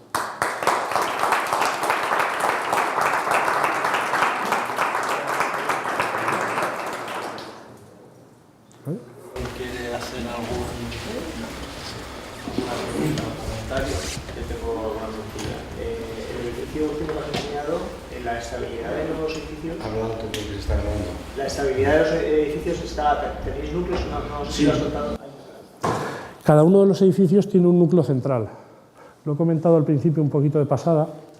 Entonces, ese núcleo, que es lo contrario que debe ser un núcleo, porque la parte de aparcamiento es muy pequeño y va creciendo hacia arriba, genera no solo la estabilidad horizontal de los edificios frente a viento, sino que también recibe la descompensación de empujes de la zona bajo rasante. A ver si... Entonces son núcleos bastante grandes porque al final, bueno, ahí se ve en planta cada uno de los núcleos del edificio. Las superficies son muy grandes, al final me parece que hay casi 2.000 metros cuadrados por planta, es decir, es enorme. Todo el complejo tiene 120.000 metros cuadrados y al final, cuando tienes tal cantidad de gente trabajando en esta planta, por eso necesitas sacar escaleras de evacuación por el exterior y necesitas una cantidad de ascensores y de escaleras bastante grandes que hace que los núcleos se incrementen bastante. Entonces, aquí lo teníamos, es esto, ahí está. Entonces, estos son núcleos. Como todo buen núcleo, está taladrado por todos los lados. Y como decía, tenemos que coger también los empujes descompensados entre la parte delantera y trasera del edificio. He visto que tenéis muchas imágenes de ANSYS. ¿Trabajáis siempre con ANSYS? ¿Es vuestro...? Siempre no. Es decir, hace tiempo prácticamente lo hacíamos todo con ANSYS. Lo que pasa es que ciertos programas como ANSYS, Abacus, en los últimos 10 años han tomado una deriva hacia otros campos que desde luego no son las estructuras, y todo lo que antes nos iba proporcionando como herramienta lo tienen absolutamente sin tocar desde hace 10 años, ¿no? Entonces, para nosotros es una herramienta muy buena porque nos permite hacer lo que nosotros queremos y prácticamente lo único que hace es invertir una matriz de rigidez, pero le podemos dar todos los datos con absoluto control, pero utilizamos también otro tipo de software. En este caso, todas las celosías sí que fueron dimensionadas mediante ANSYS, pues porque teníamos problemas de inestabilidad, teníamos problemas de imperfecciones iniciales y teníamos problemas también de una gran cantidad de elementos. Tenemos una serie de subrutinas que nos hacen dimensionamientos automáticos programados por nosotros mismos de ese tipo de elementos. En el edificio de Orona, las dos losas oblicuas superior e inferior están, bueno, como el cajón completo tiene torsiones, por ahí, necesitan transmitir muchos tangenciales. ¿Qué cuantías de armado resultan? Pues ahí? No sé exactamente las cuantías de armado que tienen. Porque como tenéis que las vigas son radiales, realmente al final la cuestión tangencial tiene que ver con la armadura. Sí, de hecho lo he comentado. Cuando uno hace una estructura mixta, normalmente la solución más convencional son las vigas mixtas, la chapa plegada, para hacer un forjado mixto. El problema que tiene eso es que al final uno tiene capas de compresión que pueden ser 5 o 6 centímetros, y nos pasaba precisamente eso. Las tensiones tangenciales, sobre todo en los extremos, debido a las torsiones, o mejor dicho, del acoplamiento flexión-torsión, son muy grandes. Entonces, en la celosía lo resolvimos directamente cerrando ciertos huecos para hacer una chapa continua, y en el caso de los forjados, lo que hicimos fue no hacer un forjado mixto con chapa plegada, sino directamente encofrarlo y hacer una losa de 20 centímetros. Entonces, creo que se veía también, no te sé decir exactamente la cuantía que tenía, pero en los extremos va muy armado, va bastante armado. No solo por la flexión local, sino efectivamente por la necesidad de traspaso de tensiones tangenciales, que desde ese punto de vista no hace falta solo controlar la resistencia, sino que la fisuración diagonal que se produce provoca una flecha que hay que controlar en la fase de desapeo, ¿de acuerdo? Es decir, la pérdida de rigidez debido a esa fisuración diagonal, que muchas veces no se tiene en cuenta en grandes pantallas, da lugar a flechas adicionales que hay que tener que controlar. Eso nosotros lo hacemos normalmente pues un poquito en base a experiencia y reduciendo artificialmente por zonas el módulo de elasticidad. En el proyecto este último de Banco Popular, Comentabas al principio que había dos puntas de dilatación que dejaban un módulo de 170 metros y 360, pero luego a nivel de la gran celosía esa segunda junta no se respeta y se une en 240. Hay otros niveles inferiores que sí que están conectados esos dos edificios pero separados por la junta. ¿Y eso no supone a nivel de esa cubierta con una concentración mayor de esos esfuerzos en donde había junta y bueno, la respetamos? ¿O se repara, o se consigue repartir uniformemente? No sé si te has fijado, ahí, a ver si lo voy a poner por aquí, es un tema complicado y hay que hacer un estudio a nivel global. ¿Por qué? Porque al final yo bajo rasante tengo juntas, los edificios al estar separados ya tienen una junta intrínsecamente entre sí, pero después arriba los ato. La ventaja que arriba es el punto de mayor altura, por decirlo así, donde tenemos mayor flexibilidad. Entonces, en todos los niveles sobrerasantes son edificios separados y es bajo rasante donde aparece esa junta. Exacto. Y después yo lo vuelvo a atar. Entonces realmente la flexibilidad que me genera el edificio, a pesar de que tenga un núcleo desde la planta, desde el sótano 4 bajo rasante hasta el nivel 4 que tengo la celosía, genera una flexibilidad suficiente entre lo que es la cimentación y lo que es la parte de arriba que no es relevante con respecto a los térmicos el hecho de que estén unidas o separadas. Y tenerlas separadas sí que generaría unos problemas bastante grandes. Las celosías longitudinales no producen desplazamiento lateral en los transversales principales. Sí, o sea, cuando uno tiene las celosías, pues lógicamente las transversales generan una flecha que no es despreciable, en algunos casos es del orden de hasta 10 centímetros, y eso lo que provoca es un vuelco, una pérdida de plomada, una pérdida de verticalidad en las longitudinales. Entonces, lo que hemos hecho ahí ha sido simplemente darle contraflechas. Contraflechas, vamos a decir, contramovimientos. Hay una geometría de fabricación que no solamente tiene un movimiento hacia arriba, sino que tiene una inclinación. Y se montan realmente así para que cuando las soltemos vayan a su sitio. ¿El movimiento lateral que produce el gran puente de mayor longitud? No, pero el puente, la ventaja que tiene es que no tiene esa flexión transversal, ¿de acuerdo? Porque cuando yo lo coloco, al colocar directamente el peso, ya va a su sitio y la contraflecha que tenían las vigas transversales de sujeción se han colocado horizontales. Entonces, cuando yo llego con él arriba, queda a su nivel y sin inclinar. Me refiero a la deformación longitudinal que produce deformación lateral en las cerchas principales. La deformación longitudinal del gran puente produce deformación lateral en el extremo de las cerchas principales. Sí, eso es lo que estoy diciendo. Pero no en el sentido vertical, en el sentido horizontal. Es muy pequeño, porque tengo el apoyo al lado. O sea, no sé si os habéis fijado. O sea, al final yo tengo un voladizo, que es donde yo coloco el gato. Vale. La distancia que se generó, vamos, donde se colocó el izado, al principio habíamos pensado que fuera solo un módulo para hacer el mayor izado posible, tenía una interferencia con una de esas estructuras secundarias, lo llevamos a 2 módulos y en 2 módulos la deformación es muy pequeña. Entonces realmente se puede considerar que la geometría inicial es la que voy a llegar arriba. Sin embargo, la transversal es la que no es despreciable y todavía tiene una deformación que en el momento, una deformación de contraflecha no compensada, que en el momento en que yo levanto 1 centímetro ya se ha vuelto a su sitio. Eso implica un pequeño giro en los gatos, pero los gatos tienen una cabeza esférica para un movimiento máximo de 2 grados. En este caso era menor que esos 2 grados. No sé si he respondido más o menos. Finalmente, el cordón superior de las celosías más largas tenía forma de doble T. ¿Por qué no de cajón? Por una cuestión de facilitar la soldadura. Entonces, la dimensión en anchura de todas las celosías es la misma. No me acuerdo si era 350 milímetros. O 350 o 300, no recuerdo ahora.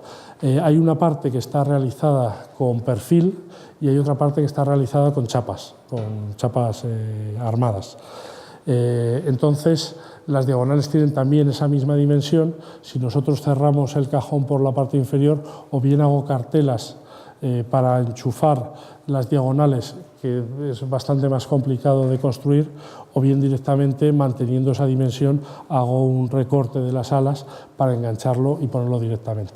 Como además las uniones eran en general atornilladas cuando montaba los grandes elementos, esas uniones las hacía separadas y con platabandas por los lados, de forma que dejaba el muñón directamente soldado y después la unión la hacía con platabandas a 50 centímetros o una cosa así. Vamos, era una cuestión de sencillez de ejecución. Y una pregunta sobre la pintura igual que antes. Toda esta enorme superficie a pintar se pinta artesanalmente y sin controles de espesor para garantizar la resistencia al fuego. Aquí hay una... Sí. El tema de la pintura de estas celosías es controvertido, porque por un lado la estructura es exterior. La estructura es exterior, con lo cual, ¿qué resistencia al fuego debe tener? La del incendio de las máquinas. Sí, pero no deja de ser exterior y no hay un espacio confinado. Entonces, alguien podría decir que la resistencia que necesita eso es simplemente una R30. Si es una R30, directamente con las condiciones de reducción de sobrecargas no hace falta ninguna protección. Nuestros amigos los arquitectos, pues, y nosotros teníamos también algunas dudas. No nos creímos ni nos fiamos que eso fuera suficiente con una R30, básicamente porque es que la práctica totalidad de la planta puerta está colgada de esas celosías. Entonces se realizó una pintura que venía de taller en prácticamente la totalidad de los voladizos, con un subpriming inicial, una capa de imprimación, una capa intumescente y un esmalte de protección. Y después se realizaron exclusivamente los repasos correspondientes a las uniones atornilladas en la obra. Entonces, en taller se realizaban efectivamente todas las comprobaciones de espesor de pintura. En obra se realizaron algunas, pero estoy completamente de acuerdo de que no son absolutamente fiables. A mí no es una solución que me guste, porque el esmalte de protección tiene una durabilidad que no es infinita. Entonces, cualquier tipo de defecto, incluso rozadura incontrolada durante el proceso de ejecución, permite la entrada de humedad a la pintura intumescente, que hace que deje de ser funcional. Y a cierto plazo, 15 o 20 años, pues vamos a ver cómo está. En ese caso, aludiremos a que como es exterior, solo necesita ser una R30. Pero de momento los primeros 15 años los tenemos más o menos garantizados.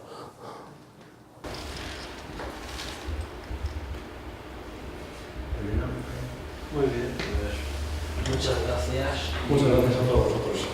Un aplauso.